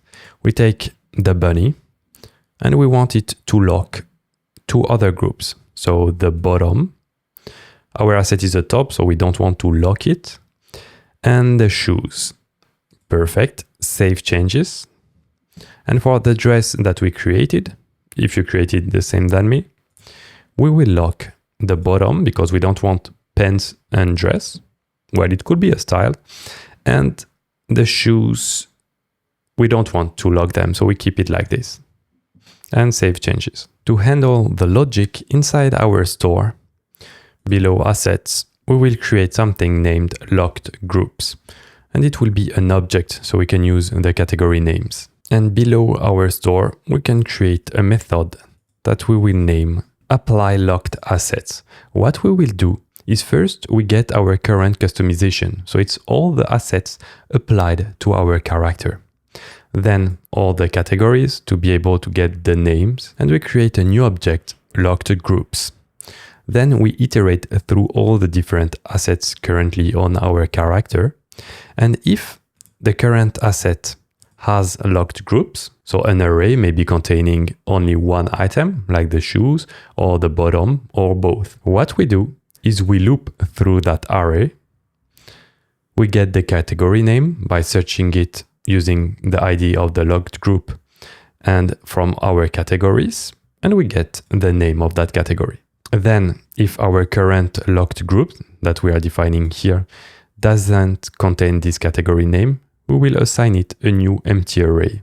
And then inside that array, we will add the name of the asset that is locking that category, and also the name of the category that is locking it. So we'll be able to use it in our UI to explain to the user why they can't see what they are selecting in that category, or we could even lock the category. And finally, we just set the new locked groups. Because we have a nice store, a nice state management, we just need to call that method when it is important. So here, what do we have after the randomize? Because it's selecting different assets, we want to apply our method. So apply locked assets. Then when we change the assets, so currently we are not having a defined function. Okay, so after the set of the new asset, we also call apply locked assets. And one last time, I guess it's at the end of the fetch categories when we set the default values. So here too, so far we didn't do anything on our UI, so we won't see any difference. To do it easily, we will simply go to our asset, and currently we have access to the category name, so we can check if it is locked inside our locked group. So we get access to our locked groups, and then before rendering our asset, we check if our group is locked with our current category name, and if it's the case, we simply return null. And now you can see we don't have pants or shoes anymore conflicting with our lovely bunny suite. But if we go to bottom and we try to change the pants, nothing is happening, and as a user, it can be difficult to understand. So let's add some indication inside our UI. Let's open the UI where we have all our assets. Let's get access to locked groups. So we really need everything here. So it's nice that we didn't select things one by one. So what do we have inside our assets box? We have all the categories, and below, based on our current category, we are displaying all the different assets. So between this, we will add some display. So we check if on our current category we are locked. So if it has an array, it means something is locking it. And then we display some red text. Asset is hidden by, and because it's an array, it can be multiple assets blocking it. We will just map with the asset name and its category. So it's very explicit for the user. And we use join to use a comma if we have multiple assets. Let's save it. So now we have our bunny again, and we go to bottom, and you see asset is hidden by bunny outfit, which is in the bottom category. But there is a mistake, it is in the top, so I need to change something. So here, instead of using directly category name, which is the one that is locked, we need to find the category from the asset that is locking the other. So we name it locking asset category name, and we'll find the category related to this, and we will assign it to category name. Let's try it again, and bottom, it's locked by a top. So we go to top, we change it, this one will block it too, but if a one is not blocking, then you won't have it displayed anymore. We can also enhance a bit the UI. Instead of keeping them transparent here, you can decide on the boxes to use any color you like. For example, if you want flashy colors, you can use it, but I will use dark colors. So black, full black to gray 800. It's looking better, but because we have a transparent border, it's not perfect. Maybe it's best to switch to a black one. And yes, when we have transparent thumbnails, it's looking better. Be sure to also update on the removable one. Simply copy it, go here, add it, and change the border too. And here we are. It will be better once we have all the thumbnails. For obvious reasons, we have generated all the thumbnails and imported the different assets off screen. If you want to know the secret I used to do it, I delegated it to my dear team member Ami, thanks to her. We now have all the assets and good looking thumbnails, but we have a few issues. Currently, nothing is displayed anymore and we have a crash. This is because if I drag and drop the latest eyes, they now contain morph targets to be able to close and open the eyes to make blinking animations that we will do later and that you will be able to use on the final avatar. What we need to do to fix it is to add the morph target dictionary and influences to the skin mesh we create. We create the skin mesh in the asset. After adding the geometry, the material, we add the morph target directory and we assign it to the one in the child. If there is none, it will be undefined, so no problem. And same for the morph target influences. And now where we create our skin mesh, here, we simply assign those variables. We save, we pray and reload, and it's working correctly. We now have a lot of good looking assets. Let's try different hair, add a lovely hat, and we now have more options to make our avatar unique. But currently, if we go to the eyes, it's not very visible. So let's enhance again the boxes here. Let's head to UI, search.map. This is where we have all our boxes. Let's get rid of the default color because we will change it when it's selected or not. We change it once selected and in the normal state. We go up and do the same on the remove button. We remove here, we change it here and here. Now it's a bit more visible when we select one of the different assets. Now to make the editing experience better, what we will want to do is when we change the category, for example, head, we will want to zoom in front of the face. When we go to the top, we'll go to zoom out and see most of the body and the top. So it will work for both the normal top and also the complete outfit to always have the perfect position for the camera. To do this, we have multiple solutions. We could go to experience, animate our orbit controls or animate the camera directly. But instead, we will create a new component that we will name Camera Manager.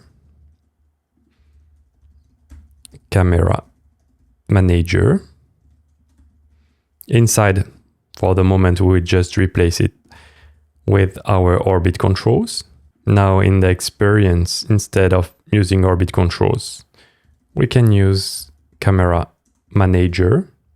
That will be in charge of moving that camera. But instead of using the classic orbit controls, we will use the camera controls library. It's directly included in Dry library, and it offers us a lot of methods to animate simply the camera. The documentation is very well written and you have all the explanations.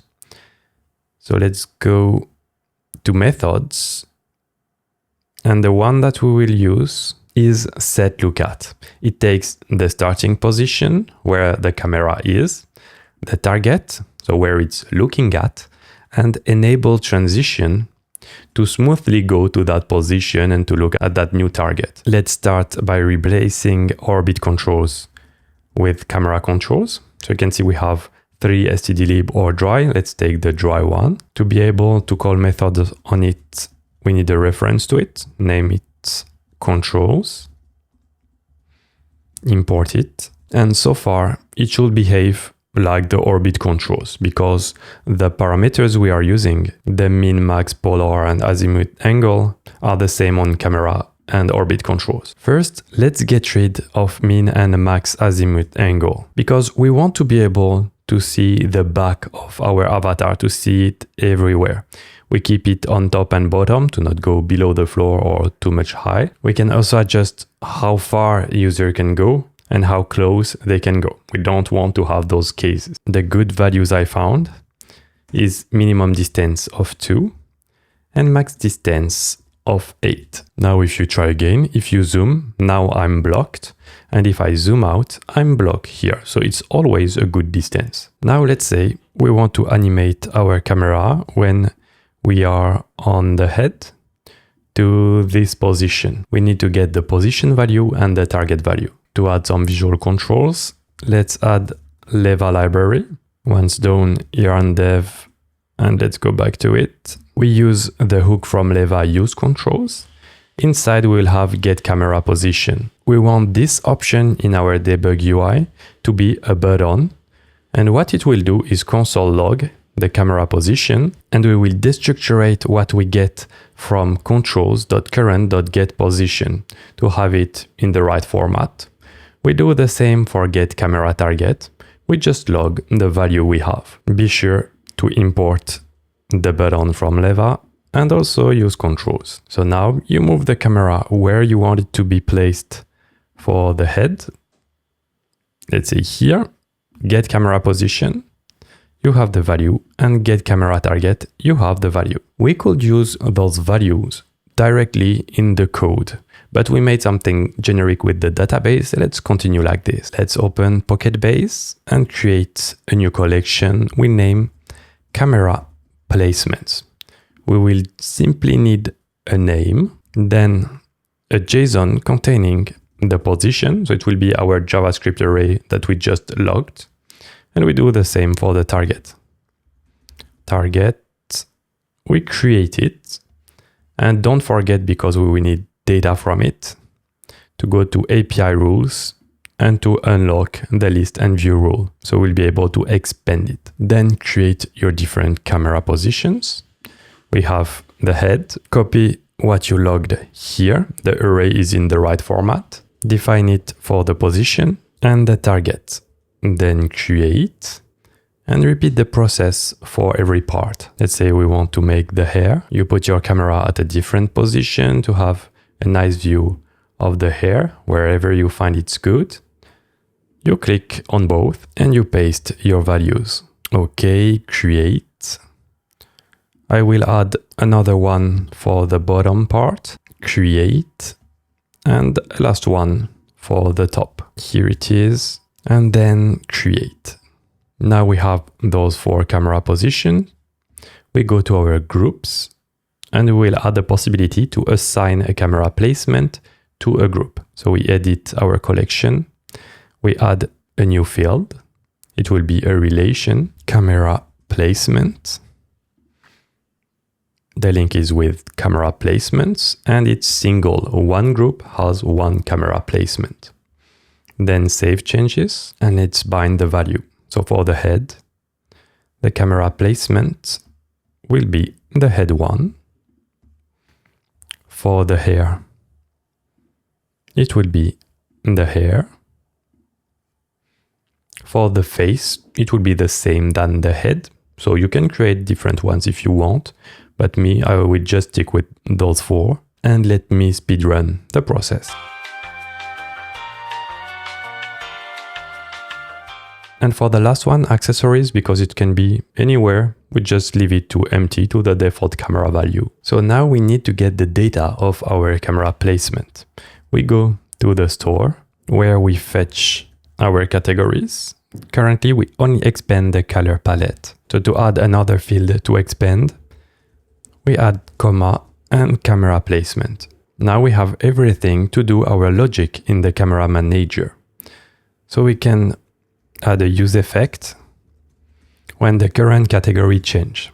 So current category, and we need to have access to it with our configurator store. So the logic is as follows. If we have a camera placement in our current category, then we will call setLookAt with the position, the target, and then we set true to say to make a transition to that new position and target. If we don't, we will want to go to a default position. Let's declare those camera default positions. We need the default camera position, this one, and the default target, which will be at 0. Before forgetting, we'll use this where we set up our canvas to have the right position used here. Now we can do the opposite. So if we don't have one, instead of using the one from our category, we'll be using the default position and the default target. Now if we try it directly, it will zoom to the head. Then if we go to the hair, it moves. Now go back to the head. If I take one of the top category, you can see it zooming out and we can see the whole part. Same for the bottom. But if we go back to the face parts, you can see here it's difficult to read. Let's adjust those categories names. This is in our UI, categories.map, and let's edit the style. Instead of having dark gray when it's not selected, we will just make it brighter. And now in all conditions, it's readable. Now our experience is better. We can animate the camera, but we have one big issue is if we rotate the camera, the light in our back is too strong. The shadow on our character has a bit some issues if we look here, and globally there are some parts of the background that are bad. You see how in a project you don't know everything at the very beginning, so we adjust little by little and make it better. Let's adjust our stage. So first we can go to app and change the default background. We will just change the background to make it darker, the fog, and save. Now we can change our floor, our lights in the experience. Instead of using this backdrop, we'll be using a simple plane, so we can look at 360 without problems. Let's add that plane. We'll make it to receive shadow and we rotate it to be the floor. We add a plane geometry, a very long one, and we add a standard material with some roughness to have some light reflections on it, but not too much. We also avoid to have pure black, but very dark gray. And we can remove our backdrop. All right, it's better, but the lights are odd. For the backlights, I decided to replace them by lights not too much in the back, but a bit on the side and still in the back, with more intensity, but not pure red or pure blue. I'm using red, but with some other colors, and same for the other side with a high intensity still, but you can see it's blue, but with a bit of other colors to make it less pure blue. Then we can remove red and blue, and this is what we get. You can see the night light reflections on the floor, and it's looking already way better. And in the back, it's not too strong on our avatar. Of course, adjust to what you like. I've also seen that for the shadows, we can enhance it a bit by setting the focus to 0.5. That avoid to have the shadow on the head from the hair. Okay, now we can remove this box. We don't need it anymore. So simply go to the app, add leva manually, and add hidden. So now it's not visible anymore. And if you need it, just remove the hidden props. Now what we will try to achieve is to be able to take good looking pictures of our avatar. Let's say I'm putting my camera like this. I want to pose my character in a new animation and take a picture. First, we need to be able to change the pose of our avatar in the builder. To find pose, we will still continue to use Mixamo. You can either use animations, but if you want to take a picture, it's better to have still pose. So you can search for pose, and there are a lot of pose available. Find the ones you like. Let's say male standing pose. You can adjust the character arm space. Often for this one, because it has a huge belly and short arms, it's good to put something close to 80. And once you are happy with the pose, download it. You don't need the skin, and download. Then you can find another pose. You can see here the arm is a bit too much in the body, so just increase the arm space. Looking good would be a lovely picture. You download the pose, and then let me show you how you combine them into one single file using Blender. So first of all, you can drag and drop the pose you downloaded, import FBX. Here you have one pose. you can go expand the zone below, go into dope sheets and action editor. You name it the way you want, let's say Buzzy, and then you push it down. And then you drag and drop the second pose, and you have two armatures. You only need one because you just want the animation data. So you can delete the new armature, but still here it didn't delete the animation. So you can select your existing armature. On it, you apply the new animation data. You name it like chill pose, push it down, and to verify you have everything, or if you need to remove or rename them, go to nonlinear animation. Here you have the list. This is what will be included in the file we will export. You can verify it on the top right, animation, NLA tracks, and these are your animations. Currently, we are also using idle.fbx directly with the fbx file. We can add it to the same file, so it's more optimized. We only load one animation file. So same process, delete the new armature, go back to your main one, go to dope sheet, action editor, take the animation data, name it this time to idle, push it down, add as many animations as you want, as many poses. Once you are happy, you can save it and export the file into GLB, and let's add it to models, and we can name it poses.glb. Normally you don't have anything to change, just be sure animation is checked, and to enable compression to reduce the file size. Then export GLTF. Now we have poses.glb here. We could get rid of idle.fbx. And inside our avatar, we can simply replace use FBX with use GLTF and use poses.glb. Before adding the logic to change the animation, let's use idle to be sure we didn't break everything. Our avatar is still in idle animation, that's working. Now let's add the logic to change the pose. So again, the main logic is always in our global store. We'll add an object containing all the different poses. We could have make it in database, but I wanted to have one single file, and it's easier to do it here. But you know the logic to add new things to database. We create a new object named photo pose, and the key is how we will name it in the UI, and the value is the name of the animation in our file. Here I'm using the same values, but you could use different ones. Now in our store, we will have a new variable named the pose, and by default, it will be the idle one. And then a set pose method to be able to change it. Before doing the UI part, we can change the default animation to Ninja, head back to our avatar component, and let's do the logic. So when the pose change, const pose is equal to use configurator store of the pose. And here to play the animation, we will change it when the pose change. So we'll play the pose. To have a nice transition, we'll add a fade in with the duration you want. It's in seconds.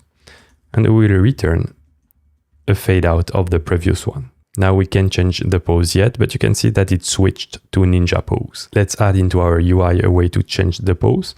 But first we will add a new mode. So if we are in editor mode or in photo booth mode, we create an object named UI modes with photo and customize.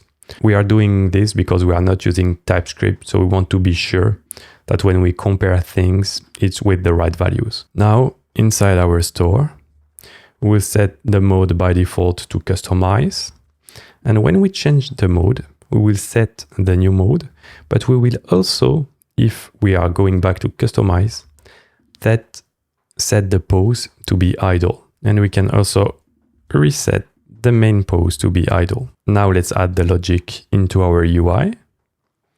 We can create a pose box here, like the assets box. we create our pose box. We get access to the current pose and the setPose method when we want to change. So we return a box, the same one than the asset box to keep the UI simple. And we loop through all the different poses. And we create a button to be able to change the pose. So on click, we set the pose to the new one. And we just display the name of the pose. Now we need to use pose box. So next to where we use assets box, we need to render it conditionally. So here we do it only if we are in customize mode. And then if we are in photo mode, we render the pose box. And below our boxes, we will add 2 buttons to be able to change if we are in customize mode. So we'll set the mode to customize. We display customize avatar inside, a small line to act as a separator between the 2 buttons, and the second button for the photo mode to set it to photo booth mode. We need to access those variables in this component. We need the current mode and the set mode function. Let's try it. We switch to photo booth, and now we can see all our different poses. And we are able to change, but the camera is too close because we were on the head. Let's head to the camera manager. We need to know in which mode we are. So mode. And here we will change the camera. Also, if the mode change, we want to be sure that mode is equal to UI modes of customize. If it's photo booth, we want the default position. Let's try it. We switch to photo booth. Now we can change the pose, go back to customize avatar, and the camera is going back to the right place. Now we are able to generate good looking avatars and to take the pose for pictures. We want to add a button to take the picture, a screenshot of it. Let's add a control to do it. In the UI, we have the randomize button, the download button, but between, we will add a screenshot button. We can use HeroIcons again, use the camera one, then we simply go to randomize button. We will entirely duplicate it. For a bigger project, I would create components for button, but here it's okay. Screenshot button. We'll have later a screenshot function in our store. On-click screenshot and simply replace the SVG with the camera. All right, we have the camera on top. You don't want to click on it because it will crash. Instead, let's prepare the screenshot. So in our store, like we did for download, we do exactly the same with screenshot. So it's a method that is set by one component in our 3D experience and the setter. Now let's go to experience and we will add the definition to this function here. First, we want to get access to set screenshot to be able to define it. And we need to have access to GL, the renderer, with use3. In a use effect, when GL change, we will create our screenshot function. First, we will create a new canvas because we want to add other things to our 3D canvas, to add our logo somewhere on the screenshot generated, better for branding. So we have this new canvas, but we set it with the same dimension that our existing canvas. So on GL, DOM element, it is the main canvas we are using for rendering our 3D scene. We assign it the same width and height, and then we get access to our canvas context with getContextToD. If we can't get one, it will fail and we return. Then we draw to our new canvas the content of the 3D canvas we already have. 0, 0 is where we start on the x-axis and y-axis. So as it is an exact copy with the same dimension, we start on the top left. Then we want to add our image on top of the screenshot. So we create a new image. The path to it is our logo we already have in our UI. We set cross origin to anonymous, otherwise it won't work. And on load, we will draw it on the canvas. So we need to assign it a width and a height. So 765 and 370 are the real dimension of my logo, and I'm dividing it by a number to scale it. Then to positionate it, we simply define X and Y variable using the width of the logo, some padding values, and the size of our canvas. Once you have it, you have everything to draw it inside your new canvas. So you draw the logo at the position X and Y, and with the dimension of the logo. Now you have your canvas ready. You just need to do the methods to download the canvas content into a PNG file. This is what you find on Stack Overflow. I don't know this by heart. And then once your screenshot method is ready, you assign it to the store. Don't forget to do all the required imports. Use effect, use 3, use configurator store. Let's try to have a screenshot of our avatar, but it's giving us a full black image with our logo in the bottom right. Yes, without the camera, you will see it. This is happening because when the screenshot is taken, the canvas is cleared. So what we need to do to avoid this is go to App when we set up our canvas. On the rendering properties, set preserve drawing buffer to true, then generate a good looking avatar. Go to photo booth mode, choose the right animation, right position, and take a screenshot. And it's a fail because I didn't reload. So let's reload and let's do it again. Randomize. We still have a very good avatar, photo booth, ninja pose, and screenshot. The screenshot is now way bigger, so I'm more confident. And here it is, your lovely avatar. Let's start by adding a nice blooming effect. We have that model that is ready for it. The eyes and mouth are emissive. We will add the blooming post-processing effect. To do it, we will use the React post-processing library. We can copy the install name. In the terminal, run yarn add and React 3 post-processing. Once finished, yarn dev, and we can hide in the terminal. Then let's go to our app, and below at the bottom of our canvas, we can add the effect composer. Be sure that is the one from React 3 post-processing. And inside, we will just add the bloom effect. Out of the box, you can see it's starting to bloom a little bit, but we can adjust the props to have a better effect. On bloom, use mipmap blur to true, luminance threshold to 1.2, and the intensity to 1.2. So the threshold is when it will start to bloom, and the intensity, how much it will bloom. And now the effect is way better. Feel free to dive into the documentation, look at the different effects, and enhance your character creator experience. But be careful that too many effects would affect the performance. Let's enhance the experience. First on mobile. If we try it, we have all the items going to the next line, which leads to no space at all to visualize what we are editing. Instead, to make it scrollable, we go to UI.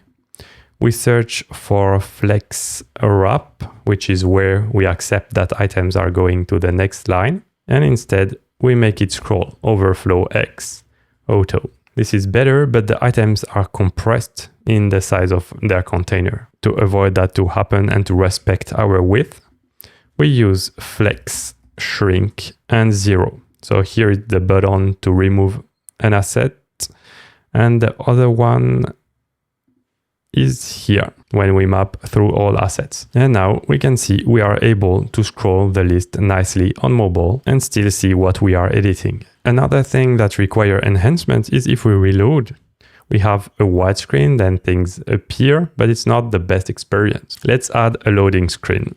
So let's go on the UI. Here is our main container, and we can add a black screen on top of it. But first we need to know if we are loading or not. So inside our store, we can add a variable that we will name loading. By default, it's true because we didn't fetch the data. And when we fetch all the categories after it, we can say, okay, we are done loading. We set it to false. Now inside our UI component, we'll have access to loading from our store. Inside our main component that is full screen and on top of everything, we add a black div that will be on top of that, taking the whole space available. So basically, you will have a black screen. And then we'll add some transition on the opacity with the duration of 1 second to be able to have a smooth fade out. And conditionally, if we are loading, the opacity will be set to 1. If not, it will be to 0. Currently, it's only a black screen, but inside we can add our logo and use the animate pulse, which is a CSS animation from Tailwind. Let's try it. We can reload. We have the black screen with our logo and pulse, and then it disappears to show the character. This is better, but the character, it really pops in front of us. If we look, boom, it appears. What we will want to do is to move the camera from far away to our character. To do this, we can go to our camera manager and we'll add a new position for the camera once it's loading. We'll name it start camera position and we'll put it very far away. Let's say 500, 10 and 1000. Then the transition will make the job. Now we can get the loading. We'll name it initial loading, but it's the variable loading from the store. And in our use effect, we need to detect initial loading changes. And if it is the initial loading, then we will do something. Else we do what we did initially. But here in that case, we will go, oh, it's not the right one to copy. Easier done with this one. We'll use the start camera position, the target we can keep it, and we don't want a transition. We want to put our camera very far. And once loaded, it will go either to the first one or the second one with the nice transition. Let's try it. We can reload. And now our camera is going smoothly toward our avatar. This is good for the initial loading, but this is not the best when we change the assets. Currently, they are loaded into my disk, but not this one. So you see, it's doing some network stuff, and we had an empty face for a few milliseconds. When this happens, we want to make a better loading experience. What we will want to do is to put our avatar on top of a teleporter base and add some nice effect around. Let's download that nice model from Quaternius. Click on download and download GLB. Thanks to Hive, we don't have to give credits, but don't forget to say thank you. Inside our models, in public models, simply drag and drop the model. Here it is in the preview. Let's use it in our experience. So we go next to the avatar and we will add our GLB file. Because we won't do any process on it, we can just use the GLTF component with the position below our avatar, using the teleporter base model as the source, and we cast and receive shadow. The GLTF component is from dry library. We can see it's correctly below the avatar, but the floor is too high now. Let's find the plane and set the position Y to the same that our teleporter base. And nice, our avatar is on top of that. First, we want to do that when we change the asset, if it is loading, then our avatar will scale down and be floating on top of the base. If you have some cache on the asset, just reloading won't be enough because it will read it from your disk. So if you change again, it will be direct. What you can do is open the inspector and do empty cache and hard reload. So you need to long press it and empty cache and hard reload. It ensures it will load the asset from the network and not from your disk. So it's taking longer. To make our avatar float, we will wrap it inside a float component with a float intensity of 1 if it's loading or 0 if it's not, and a speed of 6 if it's loading and 0 if it's not. And float is also coming from dry library. But here, the loading, we don't want to use the loading state of the initial loading, but more when an asset change. To detect it, we will create a state loading, set loading, that will be equal to use state of active. And active is from use progress hook to know if something is currently loading an asset on the network. So it will set loading to true or false. And in a use effect, if active change, we will change set loading to active. We'll make it better after by adding a minimum duration and so on. But first, let's start with it. So if we change the asset, while it's loading, you can see it's floating and then it's at the right position. This is nice, but we want to make it more dynamic. What we can do is scale down our avatar and also to make it slightly float on top. To have animated value, we will use React Spring library. In React 3 Fiber documentation, you have a section dedicated to this. We need to install the library, yarn add at React Spring /3. And then yarn dev and hide the terminal. And how to use it? We need to import uSpring and animated. uSpring allows us to have animated values. So the scale will be bigger and smaller. And the hook will make a nice transition between those values. And to use those values on the mesh, we will need before to add animated dot to be able to use those Spring values. In our case, we want to animate three things: the scale, the spin to make it turn while it's loading, and the float height to push it a bit on top. So with uSpring, the scale based on the loading, the spin for turn, and the float height a bit on top. Don't forget to do the import, and our avatar will wrap it inside an animated group with the scale, the position Y with the float height, and rotation Y with our spin. For a reason I don't know, the auto import is not working. So you can just go on top next to uSpring, animated. It won't work out of the box. You can see cannot call the manual advancement of wraps. This is a bug on the version we are using of React Spring 3.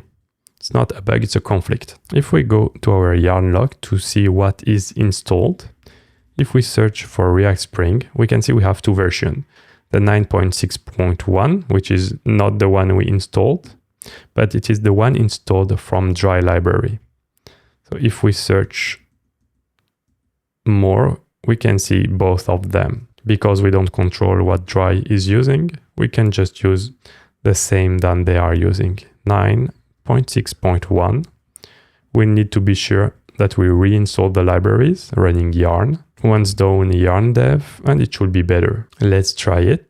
If we change the outfit with one we didn't have, you will see the nice effect. It's better, but we want that when it's happening, we add some sort of laser light, blooming light, like the idea you can have of a teleporter. To do this, let's create a new component that we will name loading avatar.jsx. We want to make it animated, so be sure that you add animated and uSpring. And we create our components. The parameter it will use is the loading, the one that we can pass from a prop from the experience. And inside, we will return an animated group and we will animate its position Y. Inside, it will contain three meshes. A main cylinder going from the bottom to the top of our avatar, with a transparent orange material, very transparent, to see our avatar inside. Then another mesh on top of it that will be a smaller cylinder on the height but larger. And this one won't be very transparent, but the emissive will be strong, so we'll have a nice blooming effect. And we do the same on the base, on the bottom. Now with uSpring, we can animate on the position Y. So when it's loading, it's at 0, so we can see it. And if not, it will go below the ground. Because I saved before having uSpring used, it automatically deleted the import. So I will import it back and we need to export our component. Just to force the view of it, we can set loading to true. It's not a good practice, but we will remove it very quickly. And in our experience, let's import it. So right after our GLTF, loading avatar with loading is equal to loading. Here is what we have. You can see it's going over our avatar, but it's not an issue because when it's loading, we scale down our avatar. But you can see the nice blooming effect and the transparency effect. Let's try it in real condition. We remove the loading true. Let's try it on an asset we didn't load. We have the nice effect, and once done, it disappears. But if we load an asset we already have, you can see the transition had started. And if it's reading from disk, it will just take a few milliseconds. We don't want to animate, but just to transition smoothly. To avoid this glitch, we go to experience and we will change the way we set loading to true. First, we will need a variable to know when we set loading at. It will help us to set a minimum time to display the transition. Let's adjust the logic. So we create a timeout to delay actions.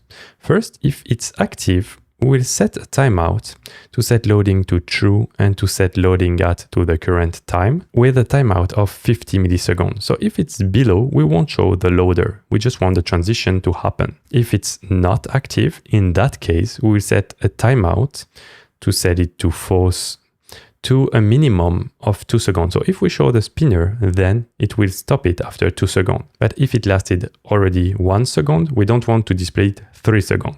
So we decrease the 2 seconds by when we started the animation of the loading. In that way, if it lasted 1 second, it will be 2 seconds minus 1 second. So it will just wait the remaining 1 second. And then we don't forget to return a clear timeout. So if the value change, it will cancel the previous timeout that didn't execute. Let's reload and try it. If I show it, now you can see we had a nice transition. It was pretty quick reading from the disk. But if we try assets we didn't load with the reload, you can see we have the nice animation and it lasted at least 2 seconds. Once you are happy with your avatar, you might want to download it. We already have the logic to download it, but currently the file size can be a bit too much heavy. It's fine, but we can do better. Let's try to go below that 2.9 megabyte. If you watched my video about optimization, you might know GLTF-transform. If not, I recommend you to watch it. It's a tool to perform optimization on GLTF files, such as optimizing texture or just performing compression and optimization on the mesh itself. In the video, we were using the client, but here we can use the scripting API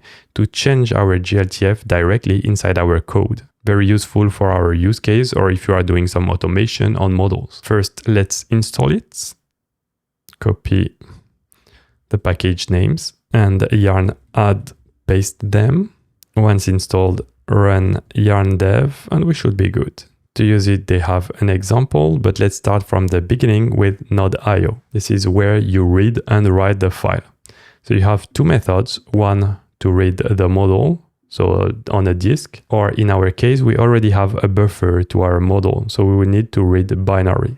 Let's try to do it. Go to avatar, where we have our download function, and instead of calling save directly with our buffer, we will perform some operation on the result, which is the buffer of the GLTF-exporter. First, we need node.io.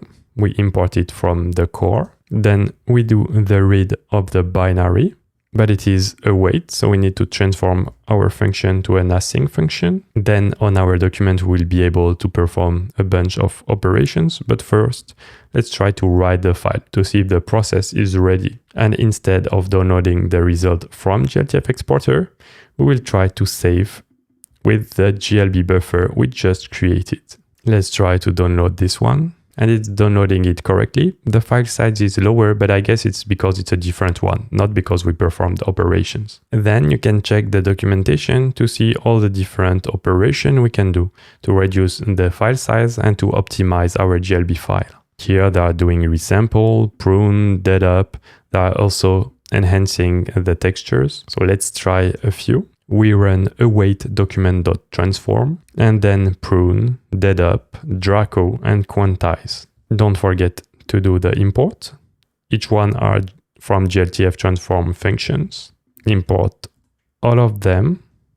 Of course, you can add more or less optimizations. Let's try to download the asset. And this time, even if we were using the Rabbit, you can see that the file size is only 1.2 megabyte, while the Rabbit is quite heavy. You can now use your avatars on your projects. Now we have our character creator ready. We are able to create a large variety of different avatars. The ultimate goal is to be able to use those avatars in different projects. To learn how to do it, first download one or two different avatars. I've downloaded those two. that are pretty different and that we will use to demonstrate how easy it is to use them. We will use my third-person controller tutorial and replace the existing character. And after, we will do it on my AI girlfriend tutorial, because our head includes blend shapes to be able to animate the mouth and the eyes. Let's start by cloning the repository from the third-person controller project. Click on Code, copy the link. I've created an empty folder named Test Avatars, git clone, and I clone this project inside.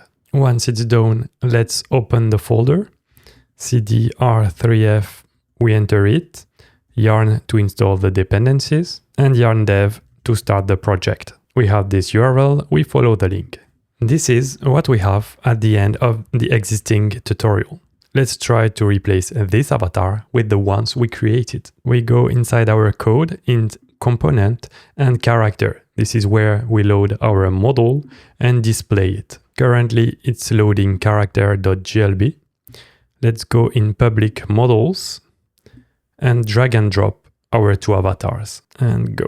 Once done, we can take one of the two. Let's take this one, rename to copy the path, and change it here. Instead of using GLTF-JSX like we did on the whole mesh, inside we can use a primitive. Object will be equal to the scene we load from our GLTF file. This will make it easier to change between different models. Let's save and try it. We can see our character, but it has no animation for the moment, but it's also too small. Because it's just for demonstration purpose, we will just scale it up of 1.5.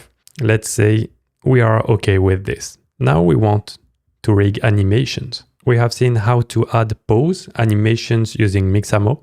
The principle is the same. With all your avatars, even if it's different one that you created, you can look on Avatar Creator project. We have a folder named Assets. Let's open it.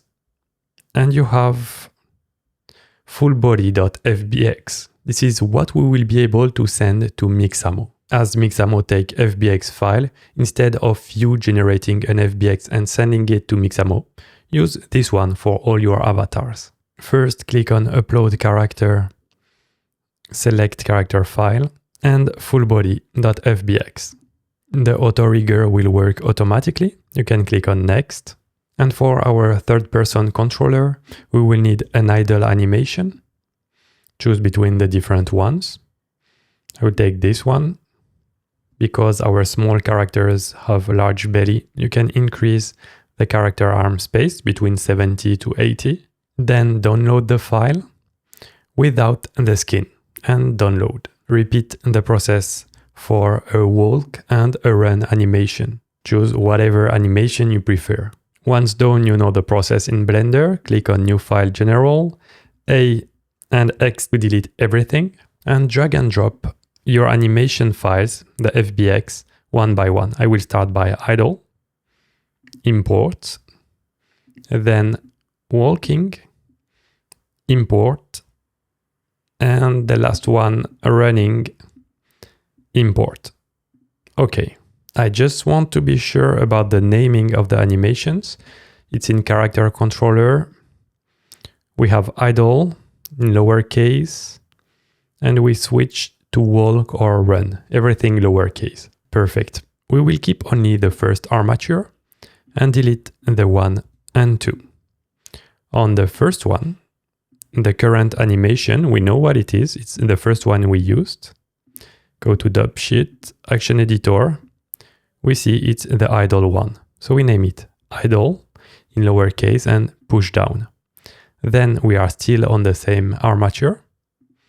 We switch to 001 and it should be walk. Perfect. We rename and push down. Then on the 002, this is the run. We name it run and push down. So if we look on nonlinear animation, we have idle, walk, and run. Now we will have all of them in one file. We need to export into GLB our animations. Inside third-person controller final, public, models, In the previous one, it was inside character that we had both the model and animations. Here it will be separated, animations.glb. We will add compression to make it smaller and export. Now on the left, we have our animations file. So instead of loading the animation from the character, we will load the animations in a separate call to use GLTF. So it will be models/animations.glb. And perfect. Now it's in idle, so we have very slight movements. We can walk, our character is walking properly, and if we hold Shift, our character will start to run. It was very simple to change the character and by the animations. Even if we change the map, let's use city scene Tokyo, we don't have anything to change and it will just work. Now let's open a little bit more complex project, the AI girlfriend. We will clone both the front end. Let's go back to the main folder, git clone the front end, and while it's doing it, the backend. Let's get the code. Let's do git clone for the backend. We have both our project imported. Let's go to one of both. So what do we have? Virtual girlfriend. Let's start with running the backend. We are inside yarn and yarn dev. It's running on port 3000. If we open the URL, we correctly get hello world. And in another terminal, let's go to the front end, yarn and yarn dev. Let's open it. This is the one we have at the end of the video tutorial.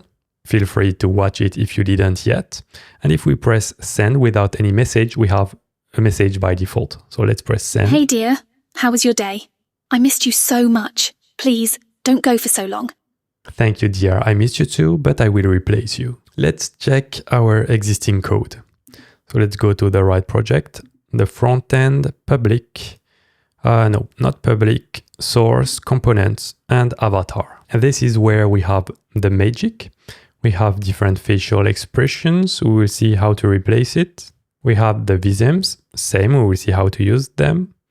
And we are loading this avatar, changing the animation, so we'll need to prepare different animations again. And then we have a GLTF-JSX down on the avatar here. Like we did, we can just replace everything in the main group with primitive object is equal to scene. We also need to drag and drop our avatar. So it's in public models. Then we can replace the path for our preload and load GLTF. So here, and where is the other? Here. Okay, but if we try it directly, we'll have an issue with the morph target dictionary. This is because our model is different and the nodes where the morph target dictionary is binded is different. So how do you find the value, the one you need to use? The simplest way is to use GLTF-JSX. You can do it by going to gltf.poem_s, then drag and drop one of your avatar. You will have the nice preview on the right, and you will also have all the detailed structure of your avatar. So what interests us is to know on what mesh we can find the morph target dictionary. Let's take the first one. We have nodes.mesh_0. Copy it, and we will simply replace all our nodes.ileft by nodes.mesh_0. Let's do it for everything, for every instance. Save. You should be able to see your character, but from below with a bad rotation, because the animations are different. So again, let's prepare a different animation file. We can go inside the backend, the code, and check all the different animations we said we could do.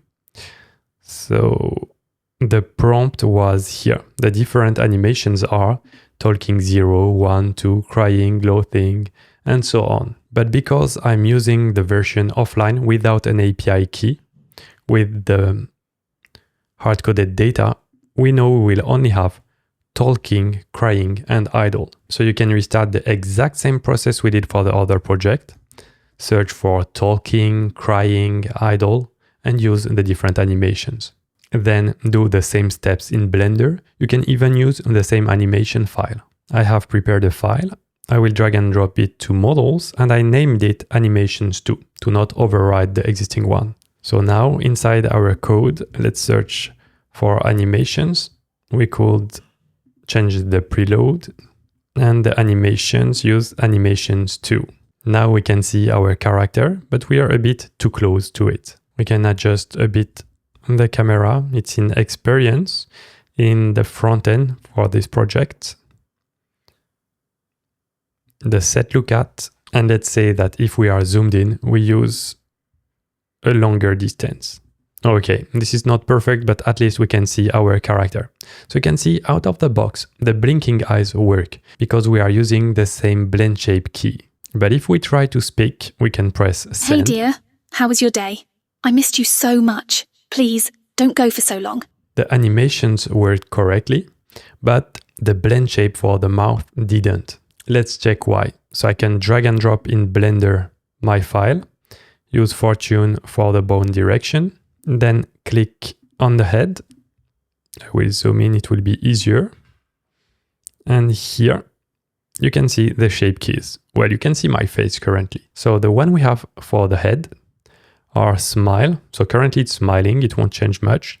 Neutral, sad, and A, B,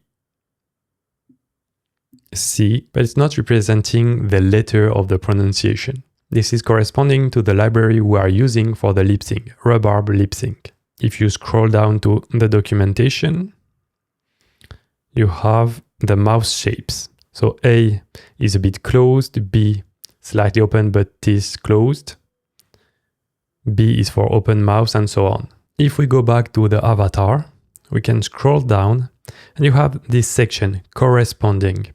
And what we were doing before was using Visem naming, which is from Oculus, and converting it to Rhubarb. But in our case, we are directly using Rhubarb. So we can use A, B, C, D, and do for all of them.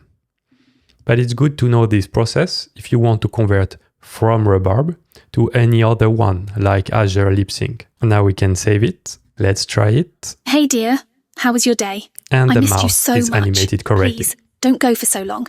I'm not sure you could hear me while she was talking, so we can see the mouth is animated correctly. But in this tutorial, we go one step further. You could see that we had facial expressions. For example, smiling, it was changing a lot of blend shapes. For those cute characters, we didn't go further, and instead you have smile, sad, neutral. We know in our code we will only have smile and then sad. So let's change those two. Let's go to our front end, smile. So the one we use is smile. We can say we smile at 1, the whole value. And then funny face we don't, sad. We'll have sad to 1. So sad 1 is the maximum value. Let's try it a last time. Send. Hey dear, how was your day? I missed you so much. Please, don't go for so long. Look how sad she is. This will be weird, but we didn't try with the other avatar. So currently, where is the avatar we are using? Here. Ending with 30 is the second one. We take it, we replace. The preload is wrong, but it's not a problem. Now we have my Pikachu boy girlfriend. Click send. Hey dear, how was your day? I missed you so much. Please, don't go for so long. It's working perfectly out of the box. Thank you for watching. I hope you enjoyed this video. Please hit the like button to help this channel be more visible to other creative developers. Don't forget to subscribe to not miss my upcoming tutorials. If you want to continue your 3D web development journey, give a look to my course, link in the description, or watch one of my other videos like this one, available here.